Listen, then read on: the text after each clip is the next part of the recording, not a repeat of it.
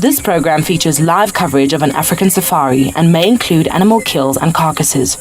Viewer discretion is advised. Join me after the Sunset Safari on the 22nd of December, where I'll be explaining all about our new conservation NFT project. You'll be able to ask questions, and I'll be able to set out the whole plan of what we're trying to do. This will be the opening of our pre-sale window. Don't miss it. It's only for registered users at wildearth.tv.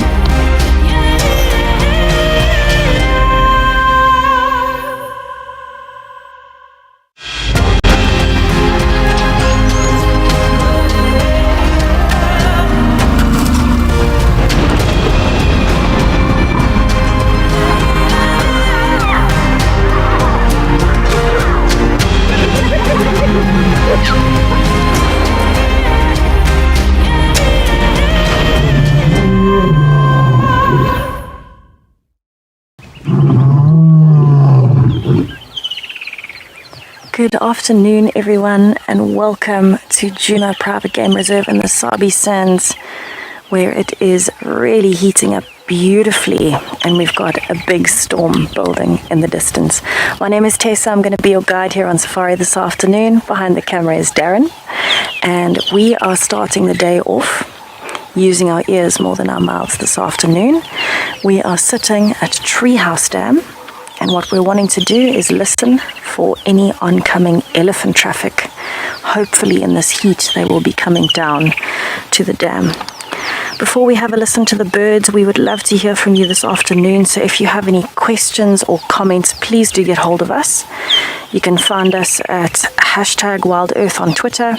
If you're under the age of 18, you can pop us an email on kidsquestions@wildearth.tv, or you can register on the WildEarth website, head over to the channel page and submit your questions there. We will be looking forward to answering them for you.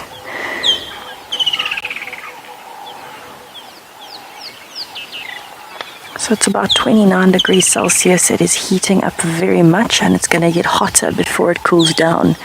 And I am anticipating hopefully some elephants visiting all of the waterholes today, and so that is the plan. See what we can find around the waterholes. But before we move on, we do want to spend just a few minutes here listening to the life around us.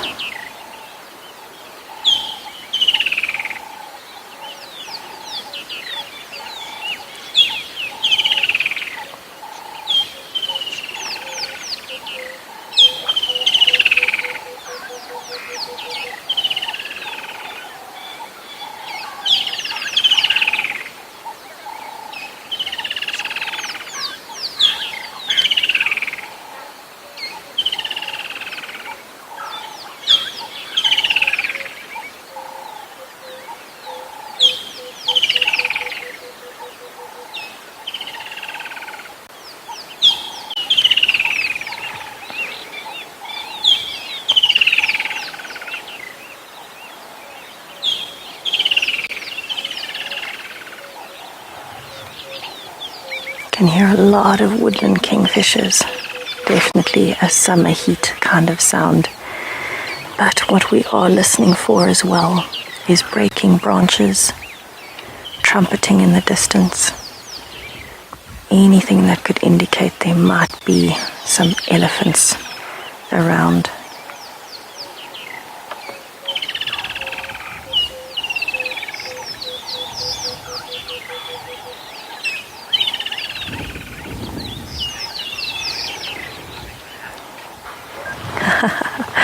Thank you so much, everybody. Good afternoon again. And yes, this is definitely my favorite hat. The lucky hat. So, true to form on such a hot day, this is actually not the hottest it's going to get, but this is usually the time frame in the next hour that elephants will come down to the dam, specifically herds, to quench their thirst, because they want to move off before the big bulls come along a bit later in the afternoon. I feel like we have been incredibly lucky with elephant sightings this week. And so I can't help but want some more.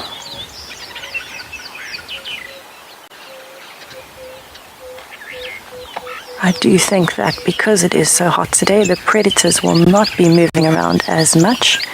But as usual, we are always still looking for them. And so we will take anything that comes today. The afternoon is full of promises and surprises, I'm sure.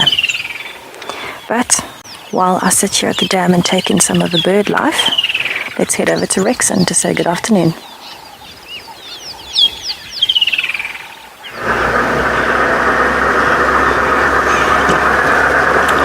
Welcome back from our afternoon drive. It's really, really interesting. Back from Tessa, the lucky girl with an elephant, trying to locate elephant south of the Gari Dam. From myself, Rexon, behind the steering, and Mupo behind the camera for the afternoon. We're having a plan.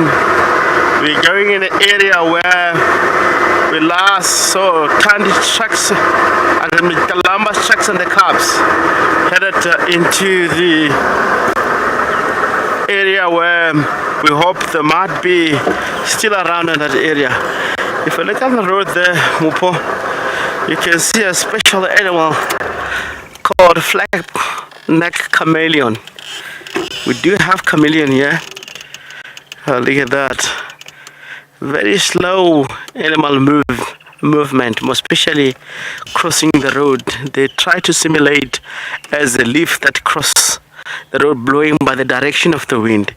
It's how actually this species try to protect themselves against all sort of animal that might be preying on them.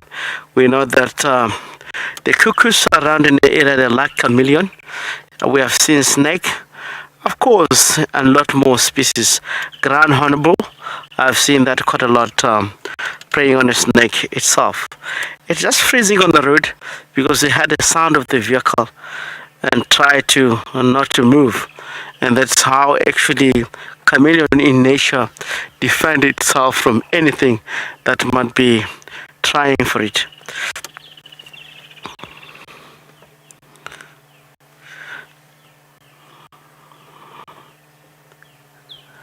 Of course, if this species feel like intimidated around an area, it can really try to simulate colors according to the environment that might be. At the moment, you can see it raising itself a little bit, even in a roll kind of a shape that it cannot be seen as it's a living object, of course.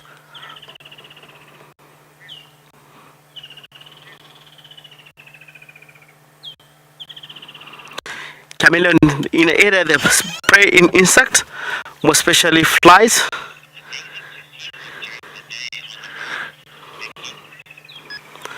Mickey, thanks for your comment. Amazing to see chameleon on the road. Pretty much, he might be or she might be changing from one place to another. You know that chameleon most of the time they like to prey by snake. You might find that she might stand in an area that is not safe and try to move from one party to another. Of course, what I was trying to earlier on try to share with you, chameleon is one of the species that really prefer flies quite a lot to eat that. Quite a lot of insects that are fairly active at the moment, more especially if you look at flying termites, they're also active. Not general only them, quite a lot of species, of course, that might be. They use the long tongue that almost in the length of the body size to really catch the insect. They shoot the tongue and wrap the insect where the tongue is very, very long. Strong sort of slimy sort of it could be look like a slimy sort of a product that is always attached on the tongue, that if it's able to catch the insect, it cannot go away. It will be stuck like a glue, almost, sort of. It's one of the species, as we traditionally Shangaan, we don't really like chameleon. If you talk about chameleon in our tribes, you talk about something that is really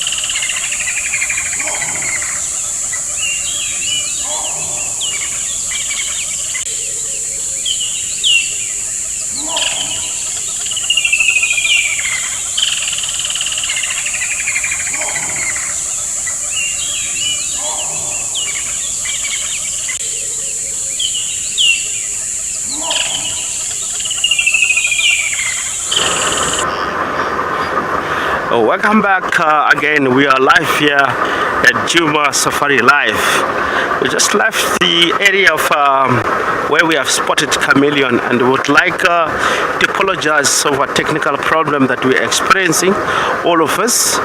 And we'll be carrying on, heading more to the east along Garibefesuk boundary. Earlier on, we lost you while we were still sharing the story of Shangaan tribe. They didn't like chameleon at all. It's in the history. All the guides that been in this surrounding, they know about this information. The Shangaan tribes, all of them, they hate chameleon for the very good reason, because when you brought out still young, chameleon represent bad charms. So really, the tribes, if you bring chameleon in the area where they might be dwelling, or in the area where maybe having function and all that, they're all gonna run away. Doesn't matter how many of them, they don't really like chameleon at all. It's quite few. Some of them, maybe it could be education that might change perception of hating chameleon, because nowadays we tend to understand a little bit more better. But when we grew up, we really told that chameleon is one of the species that also, I mean, witches, they use chameleon. If a chameleon bites you, you're going to rot while you're still alive. So that's the reason we grew up with those stories that we were told by adults, and we tend not to like chameleon at all, and we always run away from the species. Chameleon and the snake is not our friend at all. We really don't eat in area where we might. That's all about the tribe, or the Shangaan tribe, about the chameleon. I agree, today might be people that watching to your life, that all of them might be supporting. That is true story, because it's how we actually grow up in the surrounding. We are heading towards it's a very busy day today, of course, of all the species that we're heading towards the dam. It's a very busy day today, according to the weather that is in the surrounding. We know that in a very hot day, it might be quite a lot of game that comes towards the water. Impala, waterbuck, buffalo, warthog, more, etc., etc. So we're planning from our drive, from the beginning of our drive, to go from one waterhole to another, and also coming into the area and check possible in open clearings where we might get to see more animals, because water is the biggest source in the area. They like water. We'll be, of course, linking back to Tessa, a lucky girl with an elephant around 3 houses east. She might be up to something. Join me after the Sunset Safari on the 22nd of December, where I'll be explaining all about our new conservation NFT project. You'll be able to ask questions, and I'll be able to set out the whole plan of what we're trying to do. This will be the opening of our pre-sale window. Don't miss it. It's only for registered users at wildearth.tv.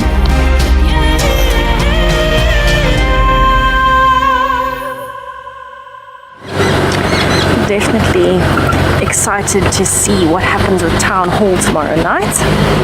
I have left Treehouse Dam and I am now bumbling actually down towards our southwestern boundary, and what I'm looking for is any signs of the predators, but also still looking for elephants. It doesn't seem like there are any close to the dam at this point, but I can see tracks in the road where they might have been earlier, so perhaps they came down over the lunchtime hour when it was very, very hot, and now they're somewhere in the thickets, probably close to a drainage line.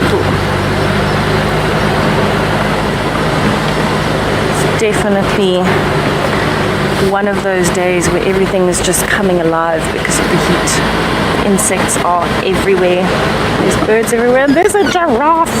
Yay! I have not seen a giraffe and managed to get it on. How's that, Darren?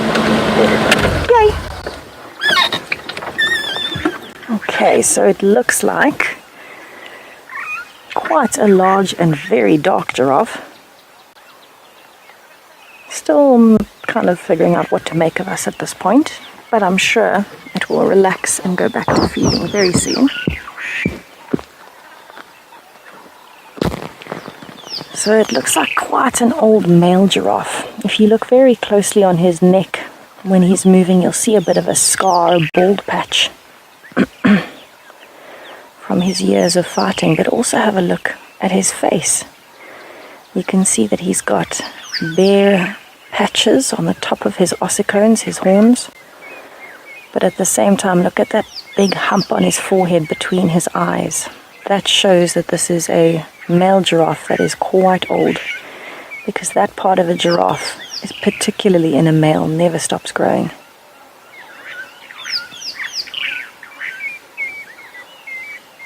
Oh, definitely listening out. So I think he, as much as us, is grateful for the breeze. It is quite hot, and so to see the trees moving around him must be quite pleasant. But he really doesn't seem too worried about too much at this point. He's actually feeding in amongst a whole lot of large fruited bush willows. From where I am, I can't see the tree that he is feeding on, but it very well could be a bush willow. You can actually just see an oxpecker there on his neck, very close to that scar. There's an oxpecker that's busy searching for ticks in between his hairs. Have a look at what it's doing. So it's looking up to change position, but also check for any threats around it. But what it's doing is it's quickly moving its beak in between his hairs on his neck. And as it's doing that, it'll be able to feel any ticks on the surface and pull them off.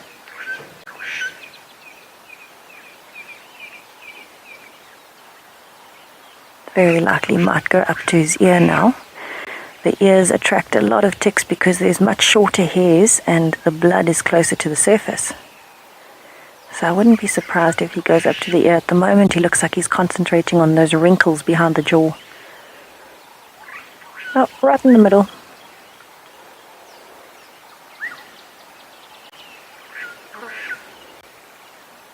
Oh, there's another one that's joined.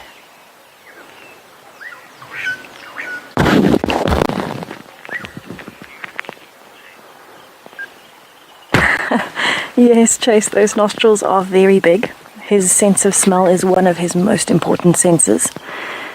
And funny enough, I have seen an oxpecker go into a giraffe's nostril before, looking for ticks. But being so tall, obviously his eyesight doesn't have to be as much of an issue as his sense of smell in his hearing, because he's got the height's advantage of being able to see further naturally, just from his position. So for him, his sense of smell is very important, particularly because you can see he's on his own. So not only is that a safety threat, but it also means if he wants to find the rest of the giraffes anywhere, he needs to be able to smell and hear them. So for him, I think he's just enjoying his afternoon. He is looking quite old, so he probably doesn't move too far, and he is close enough to the dam that he can go for a drink if it gets nice and hot this afternoon. I think I'm going to leave him to his afternoon snack, and we can head back over to Rexon.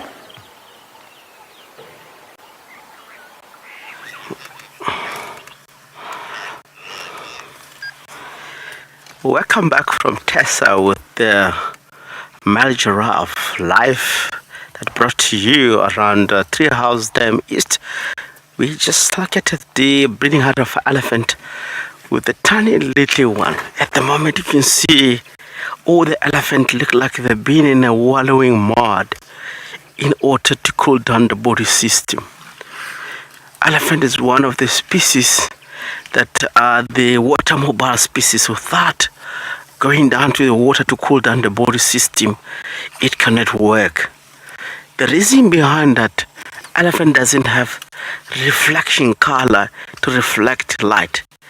They always absorb heat, and that's the reason if you see the elephant, if I look correctly on the elephant itself, you can see they have a nipples, that is a gland that always shows that they're overheating in the body system. We normally refer this elephant might be stressing. Of course, it's all about the heat. It's not all about the mental stress, like they have lost individual members or they're in a mood to fight. It's all about the heat in the area. They tend to show that if it's too hot, or maybe if an elephant, she's in the season of mating, you tend to see that the elephant, she will be really secreting that substance coming through to the gland, and also from the sexual part she will be urinating as a very smelly substance that you can also hear from the distance when the elephant's in the surrounding. Without seeing an elephant, that part of a smile, you can hear that. Oh, look at the little one. Try even to use the trunk. It's not well developed. The muscles, she has to train that. An elephant itself, on the trunk, the muscle, they have more than 50,000 muscles. And to train that muscles, it needs months and a year in order for the youngster properly use the trunk itself.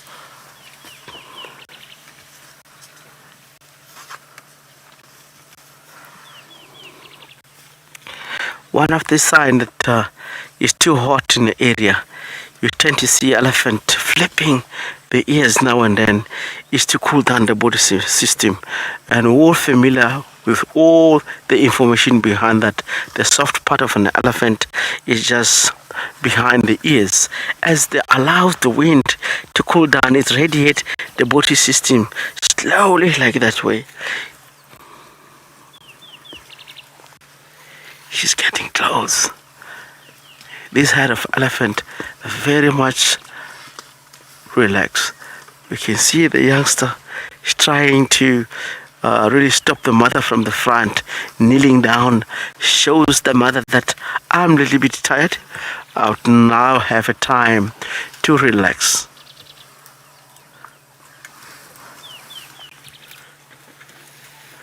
Wow, look at that. A young male trying to chew on a dead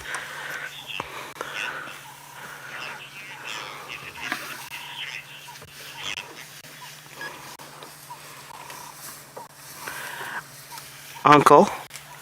It's very simple.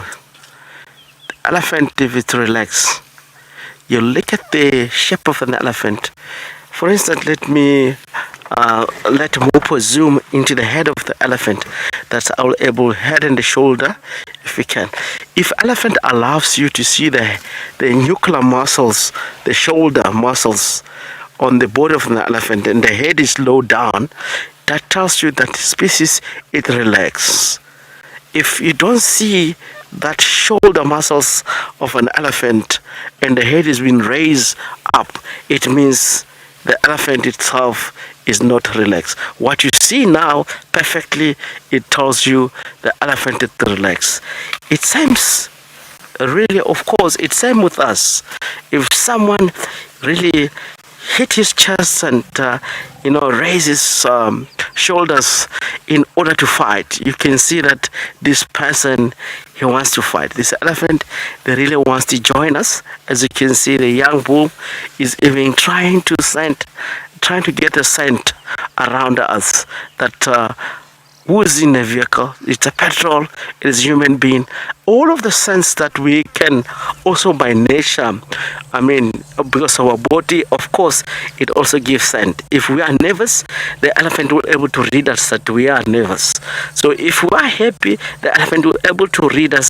These people that are here, they are happy, they want to be part of us and also pay back as we are happy. But if we really not good, we are here to interact and we have to do something bad, the elephant will really sense that and tend to move away from danger. So all the time when I approach elephant, approach with very relaxed and in a very calm mode, because the elephant will going to pay back as you the way you responded. Look at the young male. He understands that we are here, we're not going to cause trouble, but he's just demonstrating a little bit of power. Hello, boy. Come here, boy. Come. Come, boy. He's trying to catch up with the rest of the elephant, which they're going directly towards the dam. And I can see some of the head going opposite, more to the south. And we're gonna stick with this elephant. Maybe they're going back towards the water hole. Maybe they're gonna swim, or they're going to do dust bathing in the area of Befesuk Dam. And we are going to follow up and try to get more information about this elephant, the way they're moving. If they need to go and dig water, they might do that. If they want to go and swim, they can do that. Look at the young bull. As we move, he's trying to really stop and look at our direction. You can see what I was trying to explain earlier on. As I move forward, you can see he's raising his head. As I switch off the vehicle, he's dropping the head. That is a sign that he's more relaxed. In nature of elephant, of course, all the guys that have been working, or bush lovers that have been involved in wildlife, they know quite a lot that the elephant is one of the most species. If you pay respect to it, they pay back in most cases. If you want to follow this head of the elephant, you need to learn, or you need to respect the zones that they give you. As the young bull going forward, raising his head up, it tells me that I'm now entering in a zone that he is not comfortable. So all the time when I approach wildlife, make sure that you approach in a very good zone. Then let the elephant enter into critical zone, because they will fight back to you. But as we are here in the distance, the young bull is more confident with us and more confident about our distance. We can stay with this elephant for a while without even worried, without even responding to the vehicle. It's one of the species that I would really say, and sharing with this information, elephant, I understand them better than most of the animal art in wild, because they really, there's time where they can accept human being within that area if you really respect that. So as you can see, all of them, they're facing more to the west and look like they're feeding in that particular tree. They really like it. It's something special about it. There's elephant, sometimes they will hunt specific trees in the area, eat the specific plant for specific purpose. It could be for treatment, it could be for medicine, it could be for stopping something that might be really causing their life more difficult, more especially when it comes to our digestive system. Let's take this opportunity and get close to them.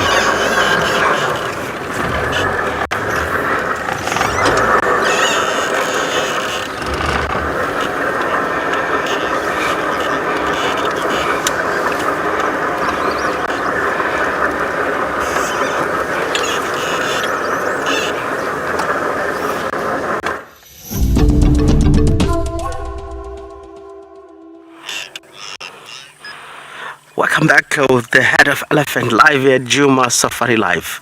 The reason why the elephant are now stopping at one point, if you look at carefully in between the elephants, you can see the baby is lying down. It's now a time for baby to relax. It's been a hot day.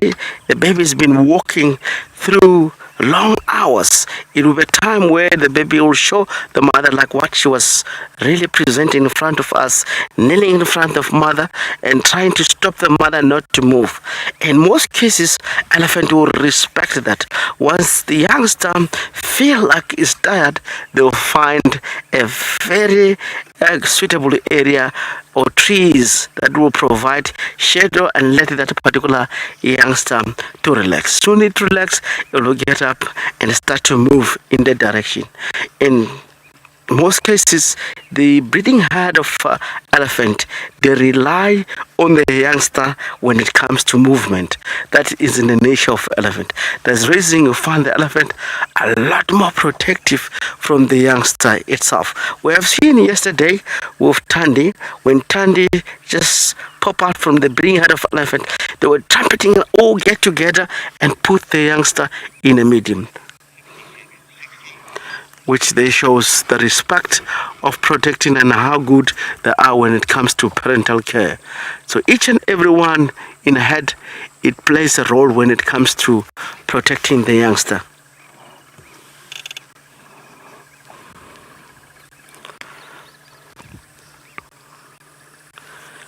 This is one of the species, the biggest species, of course, around in the area. If you bump to elephant and food, is one of the species that you need to know what you're doing. In most cases, if you want to defend yourself, because it might happen, remember, a human being is the biggest predators in nature out here. If you come across with an elephant like this, suddenly the elephant respond. Don't run away.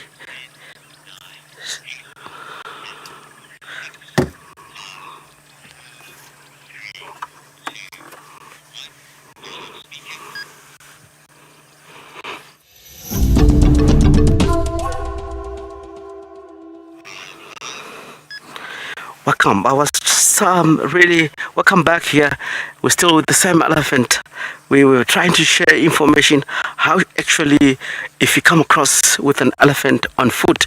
This happened for me for many years. Some of you might know me. I was one of the WildEarth Scary that take all the guide and the cameraman for bushwalk here at WildEarth. You come across with an elephant, you don't have to run away. Make yourself more visible.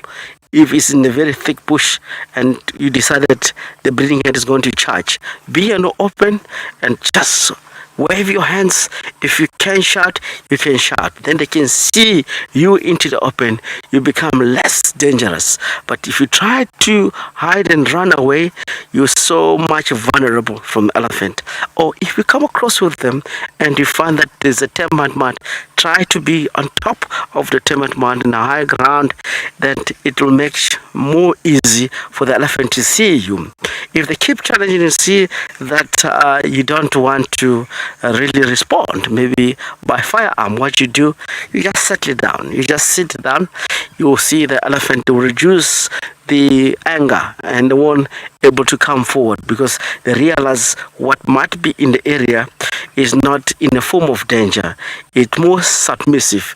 That's the reason you have to sit down in most cases, and that it makes the elephant not to go for you and decide to stop and move its own way. It's very important for us to know that a breeding head is not an easy. It's very dangerous, of course, if you don't know what you're doing. But if you know what you're doing in the area, you'll be able to survive. This is the skills that it passed on from generation to the next.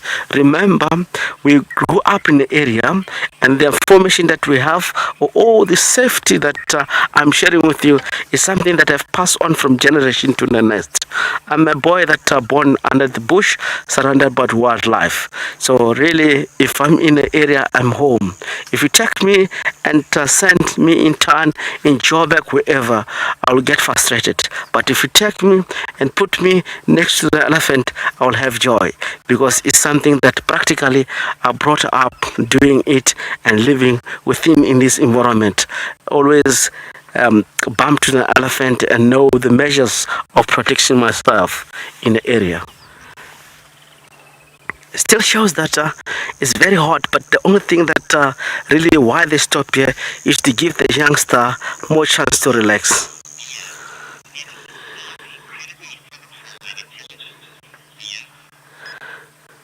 Yeah, if I get it correctly, the elephant is very intelligent and good thoughts, if I get you correctly there.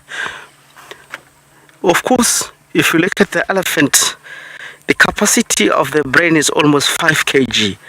So there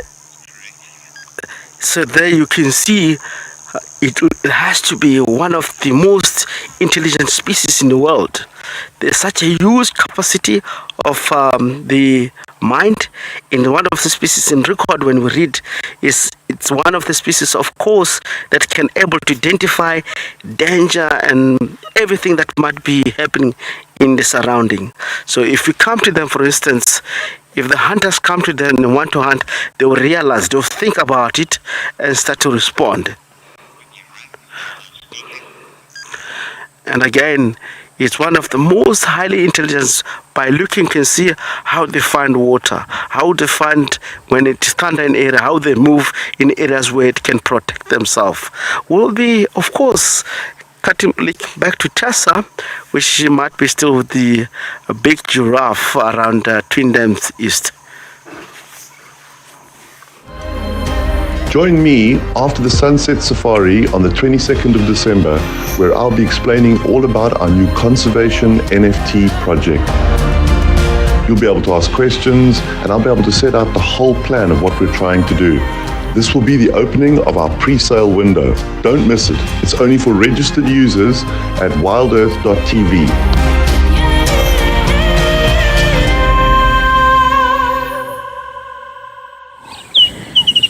So I've just arrived at Twin Dams, and actually I've just heard an impala alarm calling.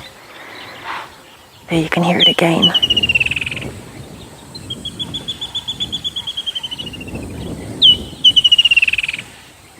So if it carries on, I'm definitely going to go and have a look. But what's wonderful about this area is, yes, I'm high up on a dam wall, but I know that in front of me there's another small water hole, and behind me there's a drainage line. And that drainage line is lined with tall trees. It's nice and cool in the riverbed, and it's the ideal conditions for a leopard.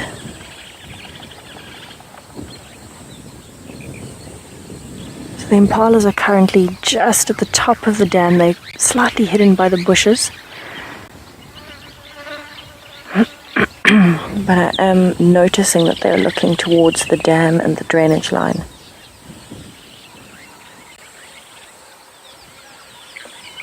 So it could be that they are just smelling something. Maybe something moved through here this morning while it was still cooler. But we shall see. I'm going to give it a few more minutes just to see if they do alarm call again, and if they do, which way they are looking. You can see there is quite a bit of bird life around here. Egyptian geese. You can hear a lot of birds at the moment, especially woodland kingfishers. And water thickenings.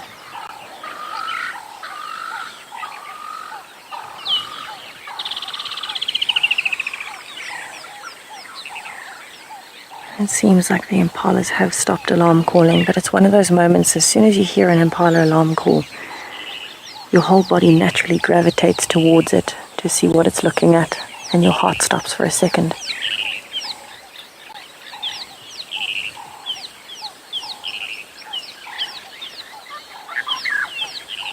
I can't hear any alarm calls from any of the birds, so I have a feeling the impala was just a bit confused.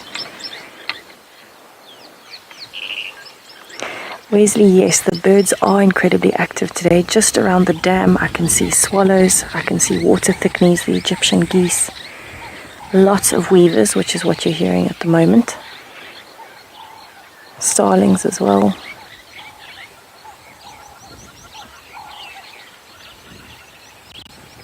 Hornbills. And interestingly enough, I was just remarking to Darren, especially since the rain, there have been quite a few weavers that have been building nests around here, and they make those beautiful baskets. They seem to be coming up literally overnight. It's unreal. The birds have been very, very active since the rain. You can really see how everything comes to life after a little bit of rain. Everything just has this growth spurt or an activity boost. And it's lovely to see. There's a lot of blacksmith lapwings around there. You can see one. And it seems to be a birding afternoon this afternoon. Birding and elephants, I think. Those are the starlings you could hear. They've just flown over us.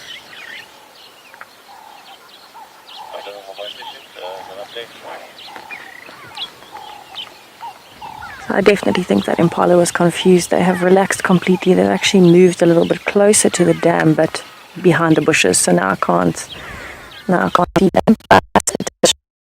But second in a long time, the leopard is here and it's just hidden itself very, very well. But I am going to drive around to that side now and just check, have a little look into the drainage line to see what's happening. While I do that, let's go over to Rexon, who's still with his elephants.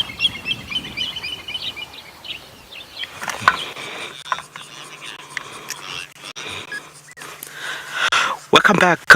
We are live back from Tessa. We're still in the eastern side of the Twin Dams live with all kind of sounds that come from that area. Alarm calls of impala, birds. We're still with this animal.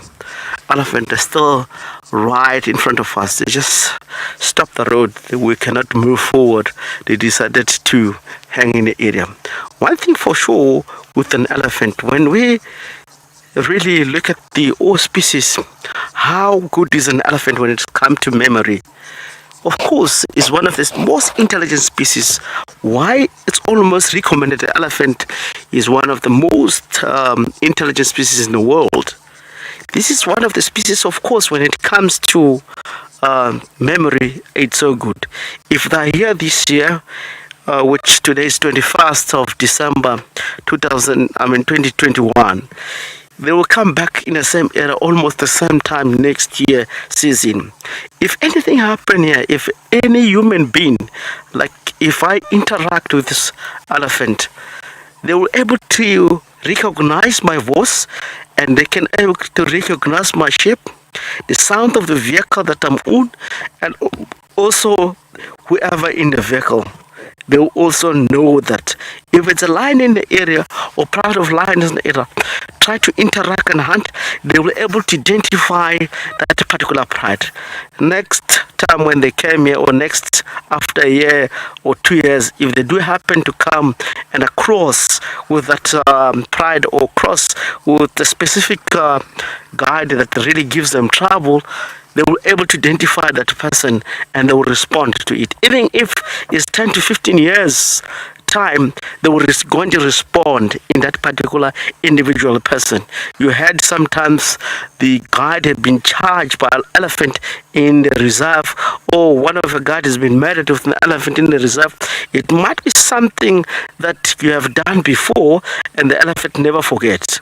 For instance, if you raise an elephant out here and knows you and becomes part of their life, even if you can go away for 20 years away from the area, if you do come back here and it happens the elephant, the same head of an elephant or individual elephant that you raise them around an area, by your voice, even if you are 5 kilometers away, wherever you might be, if you speak and your sense, they will able to know that is one of the person that really raised them. They will come forward towards that particular individual person and they're going to welcome you.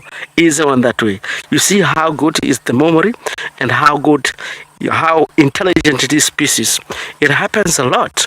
Of course, I've seen it in many cases around in the area. Hunters that used to hunt elephant and got to shot an elephant, if you do a shot individual member into the head like this, once they run away, and when they come back and come across with the same poacher and this vehicle, the same vehicle and the order, they tend to run away or respond and charge you. It happens quite a lot. I've witnessed that with my life, and it's really, really true about the memory of the elephant. Is one of the most intelligent. There's no species in the world that can able to know in 15 or 20 years time if they have come across with something that really have interacted with them. They start to move. It looked like the youngster have gained a little bit of energy and they are started moving towards the dam.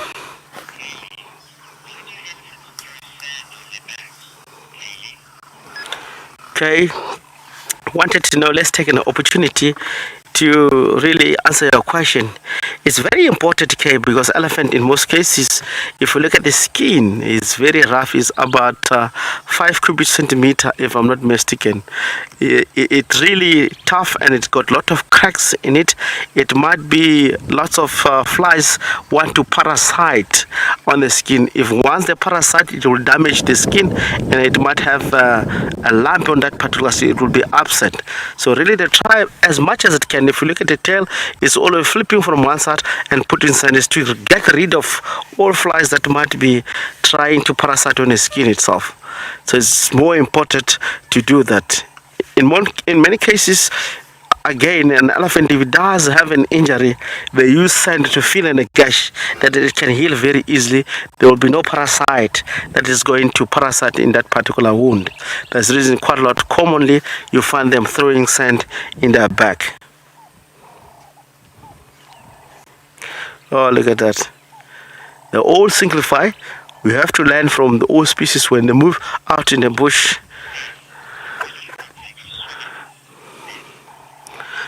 Lovely. We all hope that they're going to swim. We will take our time, slowly follow this animal. As they're moving in single file, you can see that. We'll stay behind them. Breakfast Dam is not far. It's about a minute or two. They might be around Breakfast Dam itself.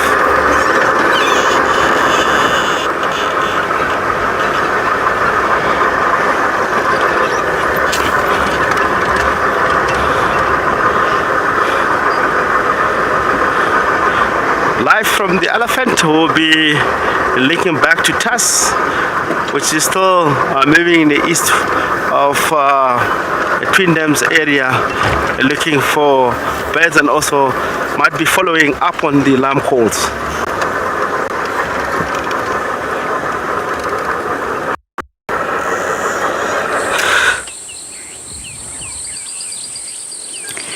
Rexon is absolutely right. We were actually not actively looking for these birds, but interestingly enough, this is the same area that the impalas were alarm calling.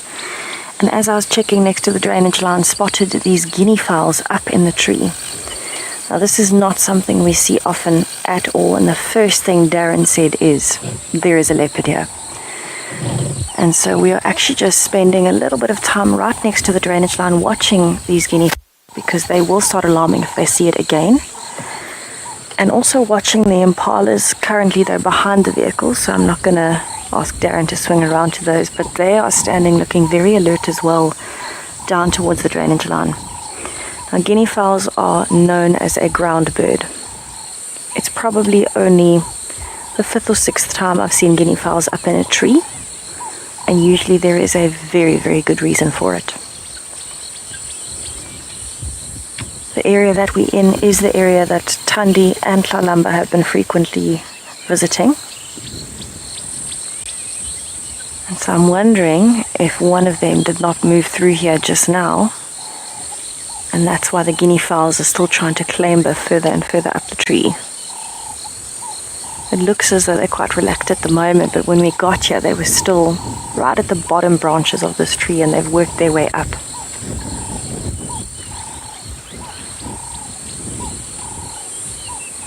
So altogether I can see maybe 5 or 6 guinea fowls all spread out through the tree.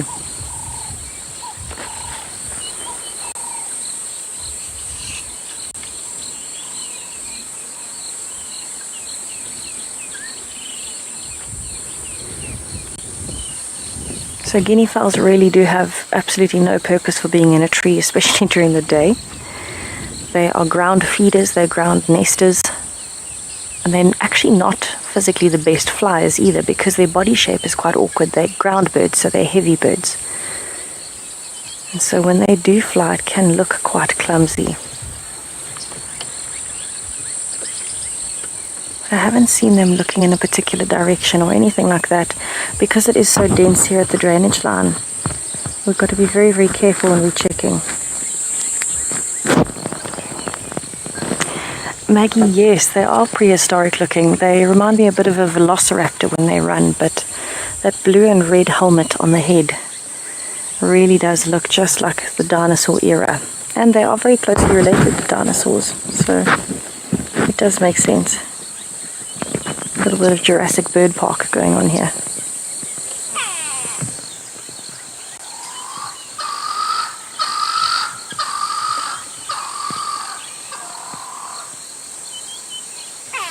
So the birds that you can hear, this isn't alarm calling happening, this is just normal calling. And the impalas, they are actually still steering in this direction. I am going to drop into the drainage line just now. I know I'm going to lose signal if I do, but I think it's worth it in case we do find something just now. But what I want to do in the meantime is, since the guinea fowls look like they're relaxing, I'm actually going to take a slow drive on top of the bank and just have a look down into the drainage line and see if there might be something there. With all of the tall trees here, we are checking every tree meticulously. I've got my binoculars out. I'm scanning. I'm also checking the riverbed as far as I can see and all the thickets. But you can imagine, it's like finding a needle in a haystack.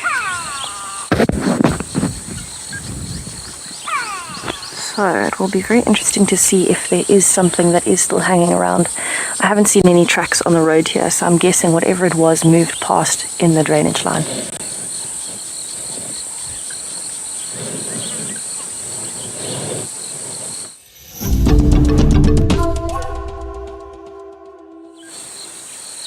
So while we are watching these guinea fowls, and I'm also keeping an eye on the impalas and the drainage line, let's just have a listen in case there are any indications further up or down the drainage line of a predator.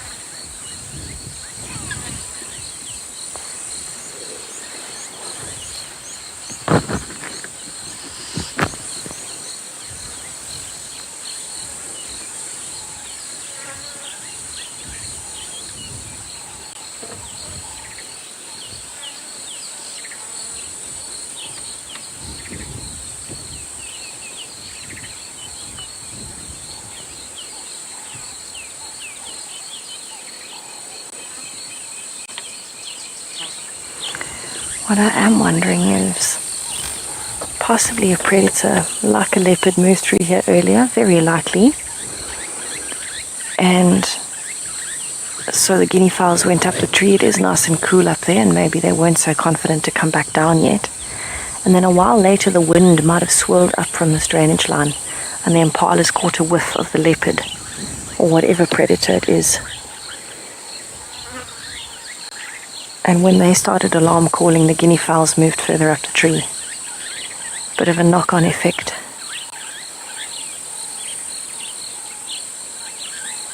I haven't heard anything else. So I am definitely going to drive along the edge of the riverbank now and just have a look down. It is quite steep, so I won't be able to see this bank quite so well that this tree is on. But as soon as I can, I'll also drive through the riverbed and just have a look back towards Twin Dams again. I think there's definitely something that either is here or has been here.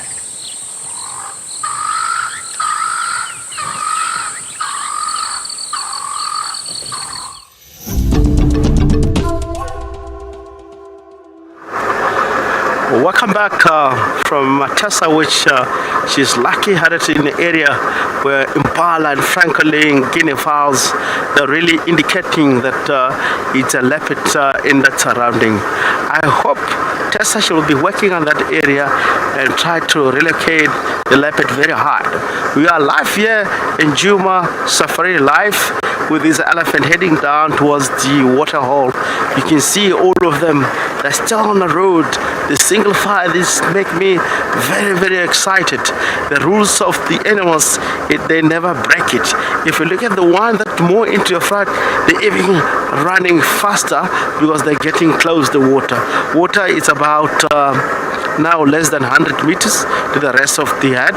There might be now some of them already at the water hole. And we just have this young bull here at the back. You can see he might be 13 years age of old, plus minus somewhere there. He's still with the herd. He's still part of the breeding herd. But once he gets to 18 years, he might separate individually himself and go and join the other bulls that might be roaming around in the area. Very interesting with this elephant, how actually they behave here. It have similarities with us. If you are really in the age of around 18, 20 years, you normally go your own way, away from your parents. You start to develop your own thing. You start to have your own career. Of course, most of the people at that age, they are more independent from everyone, from the parents. Exactly the same with the elephant. In the age of 18 years, they tend to go opposite direction with the breeding herd of the elephant. Now down in the water, just position myself. Sometimes it's jumpy. We'll just select the spot, position and not to move, and enjoy this breeding herd of elephant drinking water. If they do swim, we'll manage to stay with them and witness the swimming. Wow, look at this. Wow. Just started some of them getting into the water. They're now swimming. Is how actually they cool down the body system. Elephant, as I mentioned earlier on, it's one of the species, they have no reflection color in order to reflect the heat or light. They absorb a lot of heat in the surrounding. That's the reason now and then they have to go down to the water. That's the reason having water holes in the area, it help a lot when it comes to these species. It's a part of their daily life. With that, cooling down the body system, and they cannot even doing well when it comes to production of the species itself. It will be something that needed in their body system. If they overheat, they will be stressing a lot in their body system and not into get into oysters like they do. Look at the youngster. The mother doesn't want to swim with the youngster. Maybe taking the youngster in the opposite side of the dam where it's not deep as the others are dipping in. It's very, very deep here. She wants to take the youngster in the shallow part of the water hole. You see how clever is an elephant. They can know that is an addition. How good is the elephant when it comes to their intelligence. Of course, this is one of the species. If you look at the youngster, a mother will take 22 months gestation period, being pregnant in the surrounding. Being pregnant in the surrounding.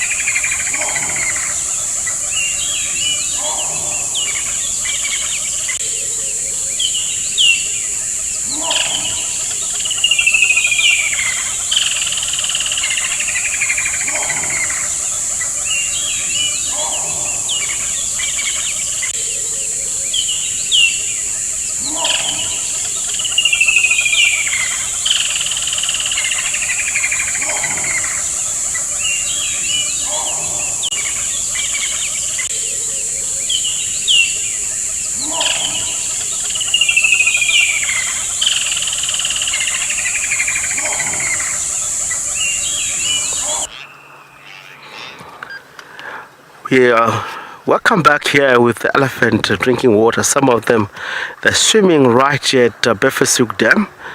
We just noticed and would like to apologize. We have technical problem with our system. We still with this elephant. It's really playful. You can see a lot of the youngsters are right in the water playing with one another. Of course, it's one of the species when it comes to really the movement in the area, they need all the time get into the water, do what they're doing, and move out. They might come back maybe in the later hours again doing the same thing. But this particular herd, it looked like they're not interested playing in the water. What they do, they have to move all the time, maybe grazing. They realize maybe they might be behind the hours of collecting food with the youngster. They need to take youngster in a very good area where it's got a very rich grass, of course, highly nutritious, in order for the youngster to grow very fast in the area. Remember, the elephant here is not the first time. Although we have the migration system in the reserve, we are in the Greater Kuchava National Park, which there's no fence in between us. The elephant can move from one part of the reserve to another, but I cannot tell whether this elephant is the first time for them to be here, because we are in an open system. All the elephant can move from the corner east up to the corner west, so they're really moving away. I understand.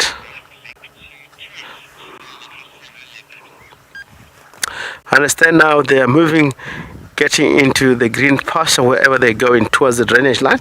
We'll be looking back to Tessa. She's still looking for a leopard.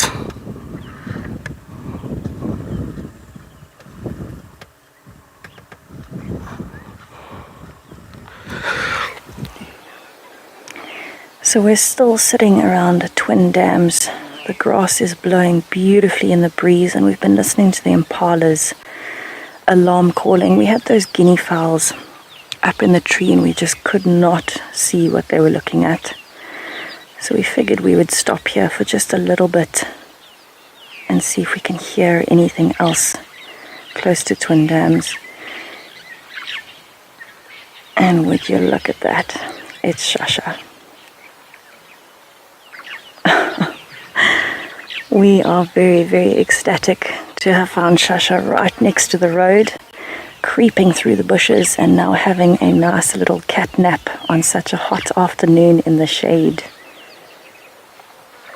It was absolutely epic sitting on the dam wall, hearing the impala's alarm calling and then stopping, taking a little drive and seeing they were still looking alert. They'd made themselves like a little circle of trust almost, where they were all facing in different directions.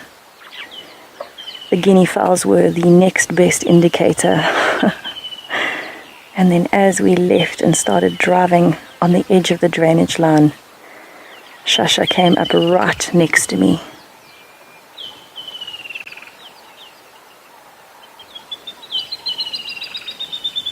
So although he is lying down having a nap, we did clearly see the notch in his ear. And then just as we were following him and finding a nice shady spot to view him from, he decided to do the same.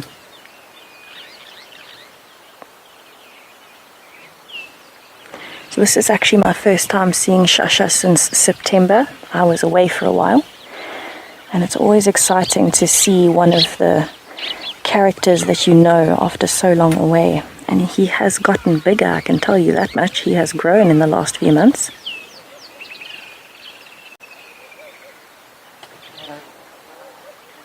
He certainly looks like he's very relaxed this afternoon, and I'm sure what his plan was to come down to the dam and have a look if there was anything worth trying to hunt, but of course everything saw him. And so now I think his strategy is relaxing in the shade, really just trying to cool off until the animals almost forget that he's here. Whoop. And a nice scratch.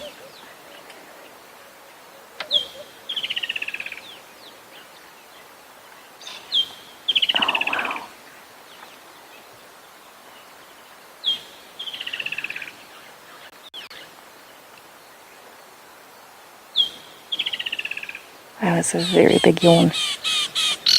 And now time for grooming, and just like that, with him moving, you can hear some of the birds have spotted him with that movement.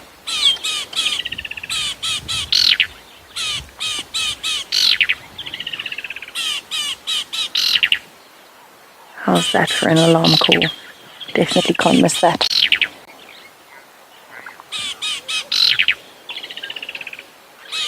Okay, so while Sasha gets himself comfortable again, let's hear what Graham has to say about the town hall tomorrow night. Join me after the Sunset Safari on the 22nd of December, where I'll be explaining all about our new conservation NFT project. You'll be able to ask questions, and I'll be able to set out the whole plan of what we're trying to do. This will be the opening of our pre-sale window. Don't miss it. It's only for registered users at WildEarth.tv.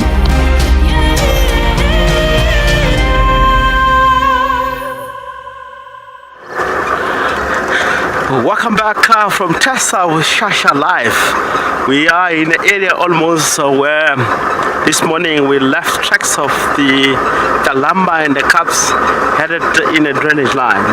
We still gonna check a few areas around here, see if she's not out in the surrounding. But we believe in this time of a day where it's very hot, it's in the nature of a leopard to lie down. She might not be active. She might be lying down, especially if the lamba made the kill at night and maybe on the site where she might having a kill. She will be having less movement, but if there's no kill, I believe a leopard with cubs at the moment, she's more active than a normal leopard who doesn't have anything, doesn't have cubs at all. So she have to feed. Remember, the cubs need to grow fast in the area in order to really defend themselves from the enemies. And they have a lot of enemy in the area. At the present moment, even a martial eagle can really kill the leopard, the lamba's cub, because they're very young. More or less in front here, where the silverfish area, the leopard cubs went directly in the drainage line. We're not going to drive in this drainage line just because if we put vehicle in this area, the area where she went in is very thick.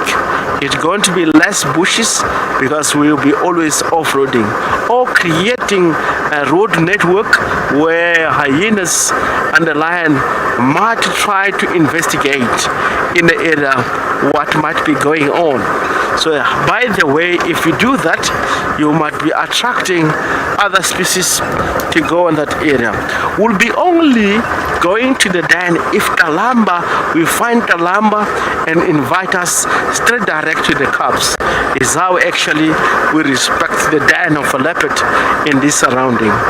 We're moving in the area where she will be always move up and down, especially Waripan, Central. We're gonna take those areas and check around.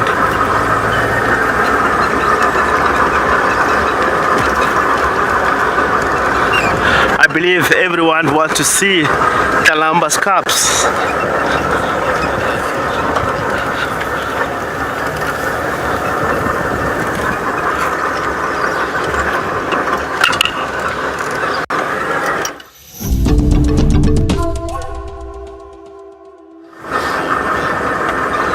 Just listening here. If we look at more to our left here, we have a magpie shrike. Look like they are singing, giving hardly calls. Maybe I was thinking they've spotted something moving in the area, but she just left and go a little bit deep into the bush. Black and white coloration of the species is very obvious, with the tail very long. It used to be called a long tail shrike, and the name have changed to magpie shrike. Very common. I can see at the back, I can hear at the back, they're nesting in the area. Let me take an opportunity check more to my right, you might see the chicks that's raising. There's so much active here. The chicks are not far from us. Let's position ourselves clearly.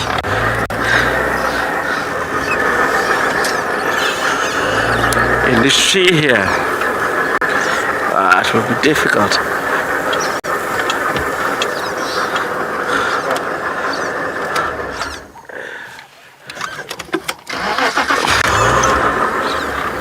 Filming against the sun.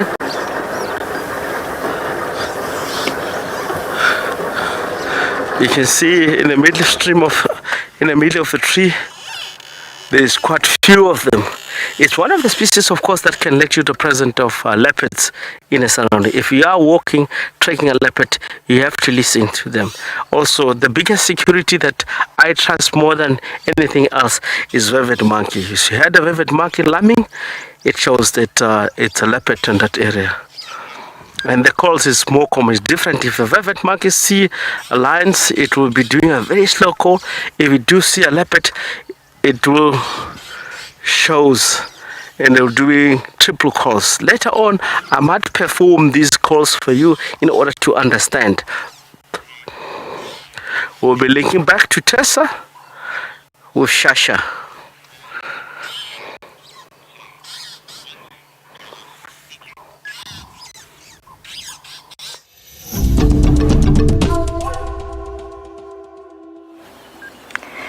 So Sasha is still having a lovely cat nap here next to the dam.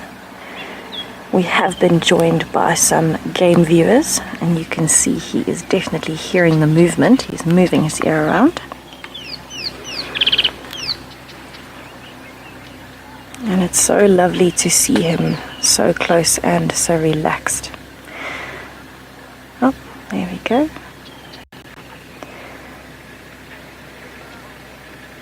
So to me, biggest draw factor to Sasha is actually, obviously he's a very beautiful cat and he's got a particularly beautiful face. But his ear tufts are very bushy, not quite as bushy as Marieps's. But to me it's actually his tail, which is quite interesting. So to me, when I compare him to other young male leopards, his tail is incredibly fluffy, especially that last little bit. You can see where it changes and the spots become a bit more sparse underneath. The white becomes very bright. And to me, his tail is a lot fluffier than a lot of other young male leopards that I have seen. Now, where we are at the moment compared to where Thandi and Mariep's have been is actually the same area. And so we were just talking about him and how he would have to decide if he's staying or going. I don't think Molwati's going anywhere. And so between him and Mariep's, they're very, very similar age, both young males. Oh, look at the tip of the tail going. And so it would be very interesting to see how it plays out, because he is much more independent than Mariep's.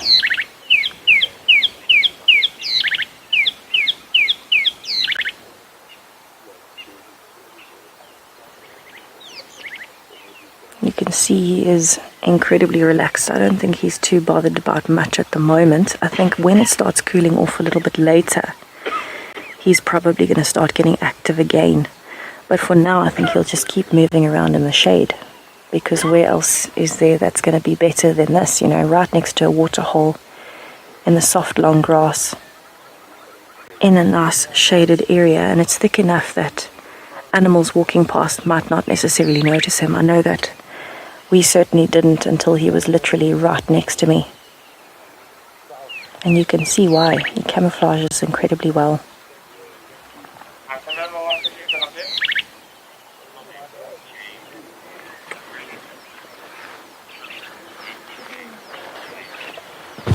James, that is lovely to hear. I'm so glad that Sasha has made your day. Believe me, I have missed him as well, and it is so, so good to see him again. The last time I saw him, he had just about turned 2. I was here in September, so he was 2 years and pretty much 1 month old. So it was kind of just on the cusp of his independence and proper kind of steadfasting himself here for a bit. And so it's nice to see that he is still around. And he's looking really, really good. His stomach isn't empty. He looks like he's in very good condition. There's no new scars or anything that I've noticed. I definitely think he could eat. His stomach is not full. But he is looking absolutely stunning this afternoon. Definitely more relaxed than the last time I saw him. I don't know if you remember, but the last time I was here and I had first met Sasha, he was chased up a bare marula tree by the Talamati pride. And there was quite a lot of drama and suspense, so it's very nice to see him looking much more relaxed this afternoon. He did make for some stunning photography up that tree though, looking out. It's very interesting. We can't really see them from here clearly, but I can see bits and pieces of them. The impalas actually have not moved away.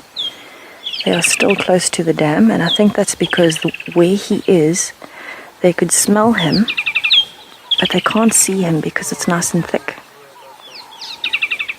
So I'm pretty sure he's hoping that as the day goes on, more animals are going to come to the dam, and he's going to have a very good chance at hunting, because you can imagine animals drinking are going to be vulnerable. They've got their heads down and their whole rump exposed, and the only escape would be into the water. So it is a very, very smart place for him to be.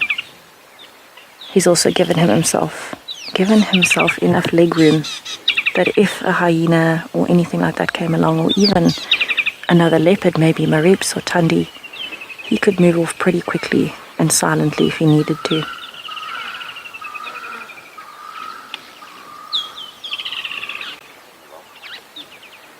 But this does also go to show, we always say leopards move around a lot more at night, and they absolutely do.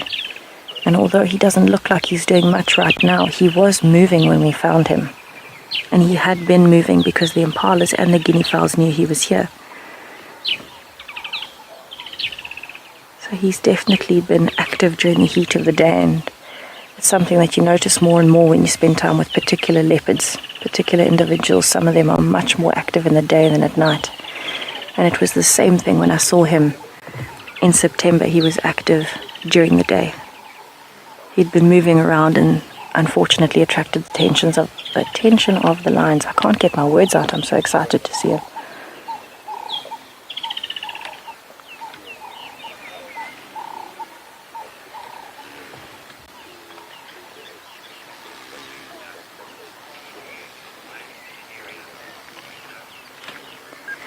Moondust, we had some lions calling this morning from the northeastern kind of boundary area of Djuma. We haven't seen any lions on the property or any tracks or signs of them in over 2 weeks now. So unfortunately no news on any lions on the property. We have heard from surrounding properties though that the lions are around, and I'm sure it's just about time that they do start coming back now as well. It seems like Dark Main has been off to the west, so very close to our western boundary called Triple M. And it seems like the Talamatis have been in the northwest as well, so also fairly close to that area. I think the lion audio we heard this morning might have been some of the sub-adults from the pride in a slightly different area to where the Talamatis have been seen recently. But we are really, really hoping they do come back sometime soon. I think it would be quite special to see them before I go. I don't know if Sasha feels the same way. He is much more nimble than them though, so he doesn't have too much to worry about when he can climb trees and escape from them fairly easily. They will lose interest if he manages to climb a tree. But we will see what happens. I'm definitely sticking around for the rest of the afternoon, and you never know. Maybe something else will come along.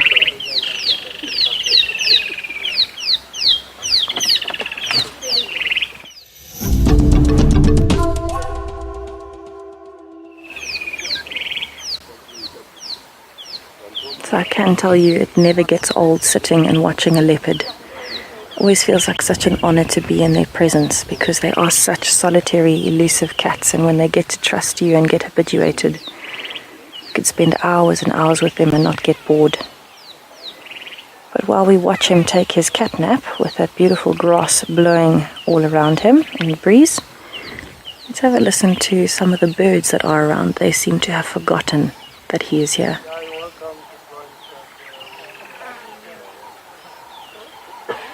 Oh, grooming time. Nope, just a stretch.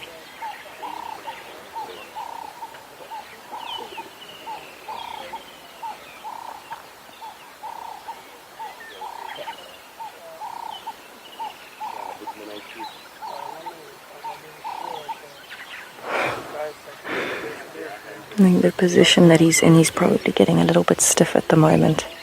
That's why he's moving his legs. I wouldn't be surprised if he actually flips over onto the other side just now to cool off.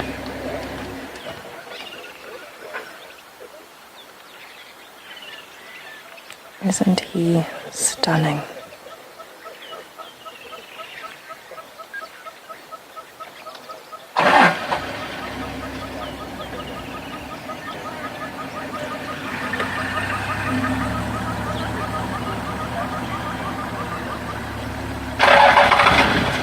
It definitely seems like he's not too worried about the world this afternoon. He's just enjoying the shade and the sounds. Maybe he's enjoying the bird calls as much as we are this afternoon.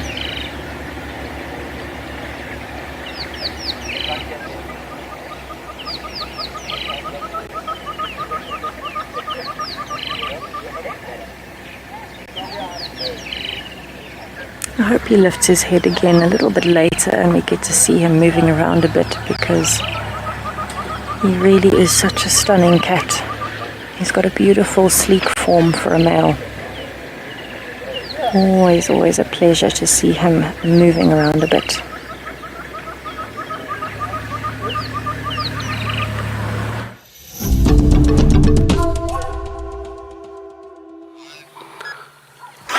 Welcome back from Tessa with Sasha live. I think Sasha's still lying down. I'm just listening here while I'm still driving. My sense of hearing is very well developed, like lions or leopards. I can hear Franklin more calling this area. This is the point where we have left tracks of Kalamba coming to the right, to the left, but the tracks, they were not crossing this road. So during the day, a leopard move a lot. It might be her moving down along the drainage line. We're going to check the last area, which is this point where we are, and listening around. As we can stop here, I can hear Franklin. Maybe I might share the alarm calls that I'm getting in the area.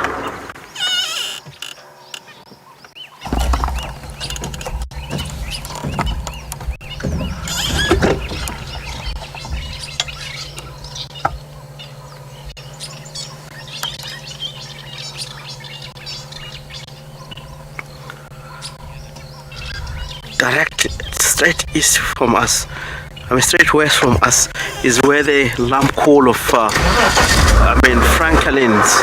In most cases, I believe, just because it's the area where I left the tracks of Kalamba and the cubs.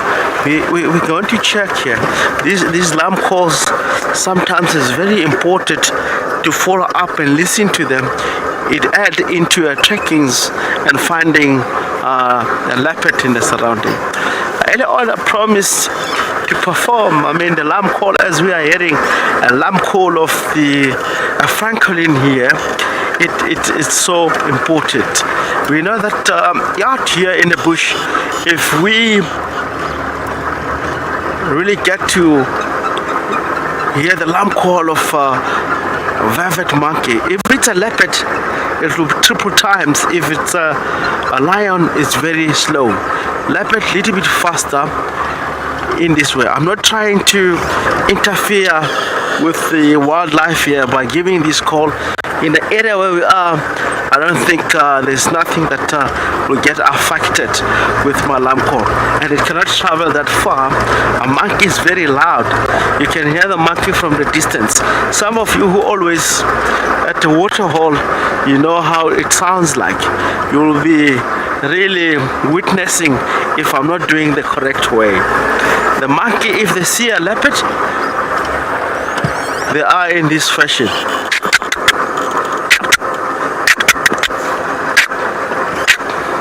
If it's a lion,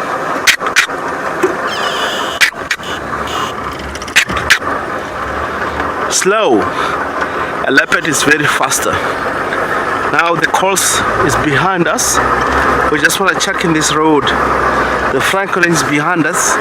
We will be checking this road. If there's no tracks of Kalamba leading out, but we're gonna go back where I think most of the lamb call are coming from.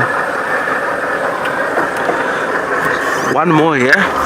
Look like something walk headed west.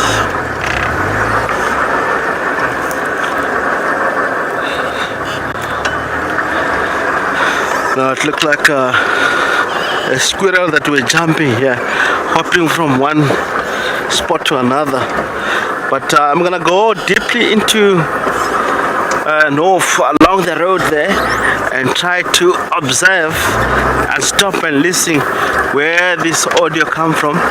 But I think Kalamba, she's right in this triangle shaped corner, or this drainage line. The two drainage line, it joins one another. I think is where she is at the moment, and we know that here it's a den that used to be used by different animals. As far as lions and leopards, they like the most to be in a surrounding.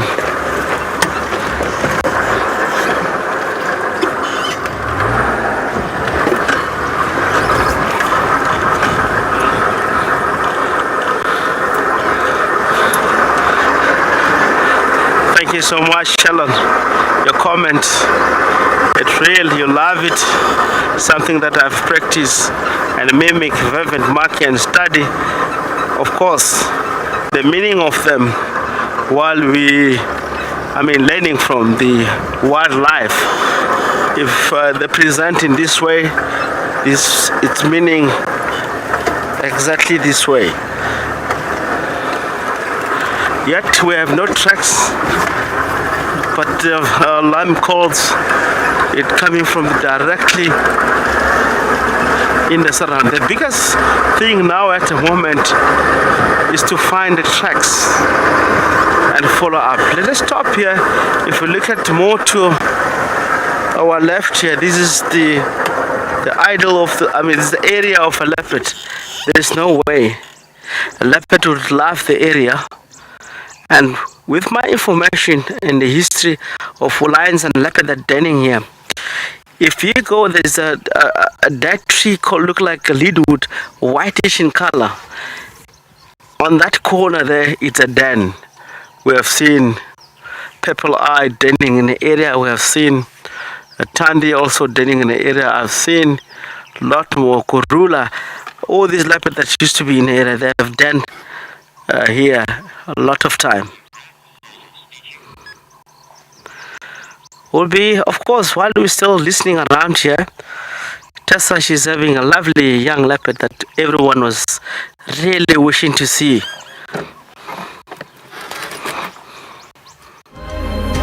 Join me after the Sunset Safari on the 22nd of December, where I'll be explaining all about our new conservation NFT project. You'll be able to ask questions, and I'll be able to set out the whole plan of what we're trying to do. This will be the opening of our pre-sale window. Don't miss it. It's only for registered users at WildEarth.tv.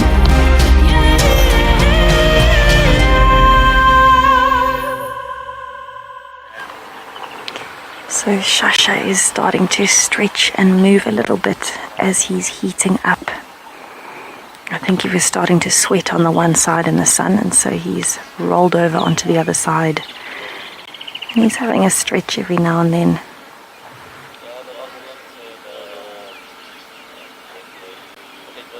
I definitely think this is one of the more adorable positions I've seen him in, lying on his back with his paws all over. So this is actually quite a vulnerable position for a leopard. As much as he is a male, he is still young. And so for him to be so relaxed that he's on his back exposing his stomach, really shows us that he is very comfortable in this position.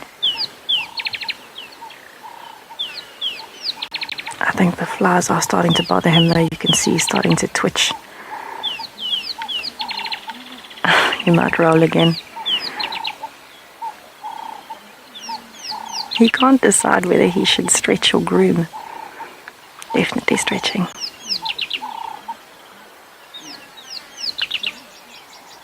And now he's flattened himself back on his side again.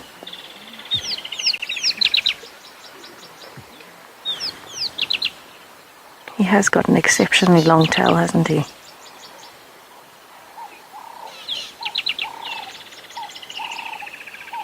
So to me, the markings on the tail has always been something that really fascinates me and something that strikes the eye. Because it is different to the spots on the whiskers, it is different to the necklace and the chest. It's so sleek and it's so powerful. It's such a vital tool for him when he's climbing trees and trying to balance. At the moment, it's more of a fly flicker, I think.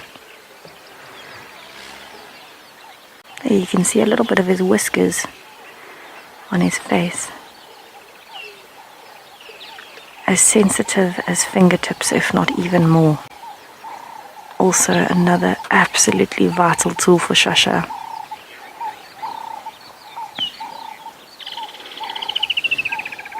Erica, actually Darren and I were just talking about that. I don't know where his name came from, but I don't know, Darren seems to think it might have something to do with the wind. We're not 100% sure. It's not one of the drainage lines. Yeah, it's not one of the drainage lines or anything around here. But yeah, Rex will absolutely know where the name came from.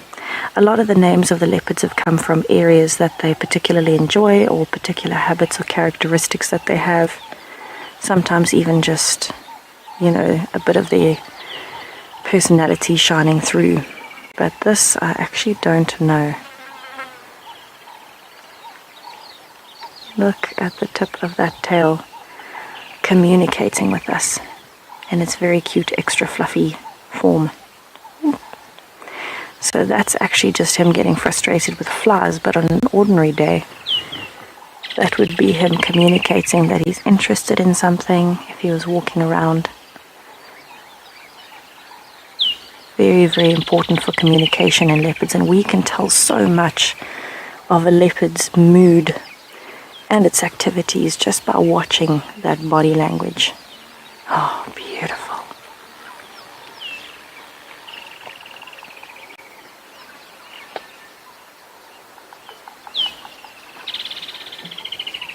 Surveying his surroundings.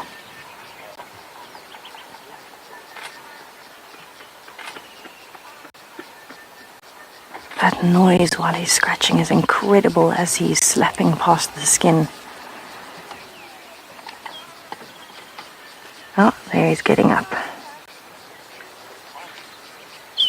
I wonder if he's going to head towards the dam. Very possibly. So he's going to disappear behind this bush. I cannot follow straight through the tree, so I'm going to have to move slowly around him.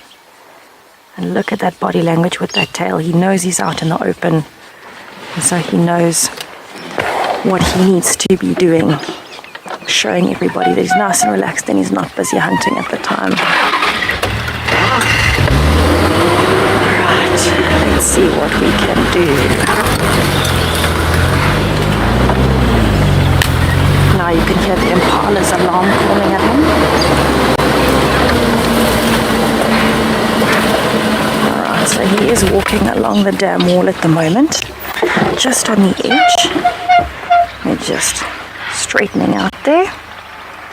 And there he goes. He looks like he's going to drink possibly, or maybe investigate the log with the foam nest frog. So you can hear the impalas and the bird's alarm calling. And you can clearly see the white tip on his tail. He knows he's been spotted. He's basically saying, it's a truce, I'm not hunting.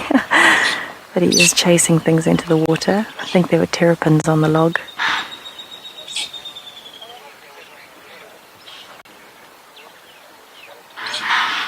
How stunning is that he's watching those impalas, but I think he's actually just more interested in the small movements that were there.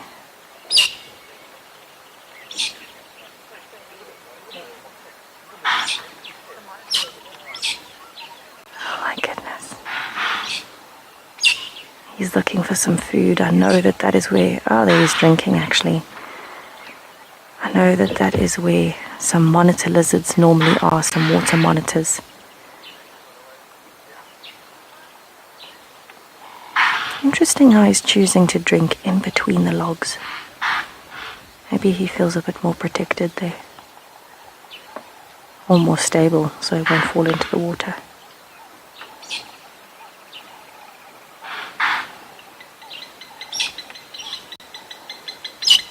Wow, he is stunning in that silhouette.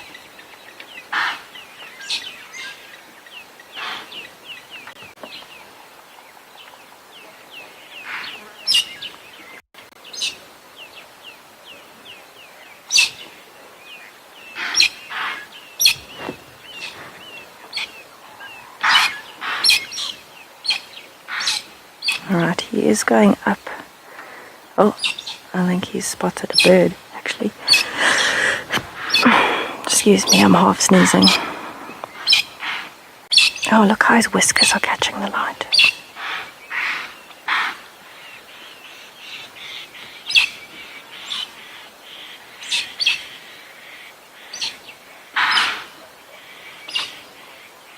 He's definitely investigating all along the water's edge at the moment. I think he's just looking for any small snacks right now.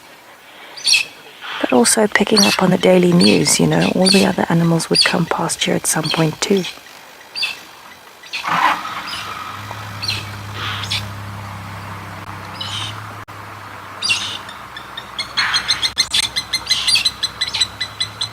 You can see his mouth is open, he is hot, trying to cool off. And especially having just had water, by panting now, he's going to be able to drop that body temperature a bit. Okay, I'm going to have to move very, very soon. He definitely looks like he is headed towards maybe the bush. Gladys, yes, the animals all seem to be cheering for him. I'm sure he feels important. And that is what that body language with his tail up like that is really telling us, is that he knows he's been spotted. He's aware of this. He knows the animals are watching him. And so for him, it's just very important that he's telling them, thank you, I'm here, I appreciate that you've seen me, and I won't do anything to compromise that. So let's see where he's gone. I'm actually looping around past the impalas because I can't go through the dam. So I just want to have a look, see.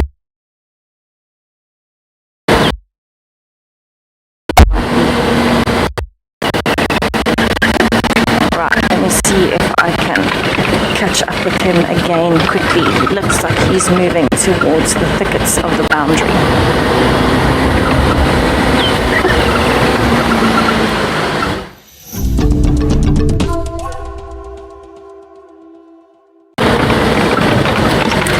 Okay, so I'm slowly looping around. I'm just coming past the impalas and I want to go too quickly past them.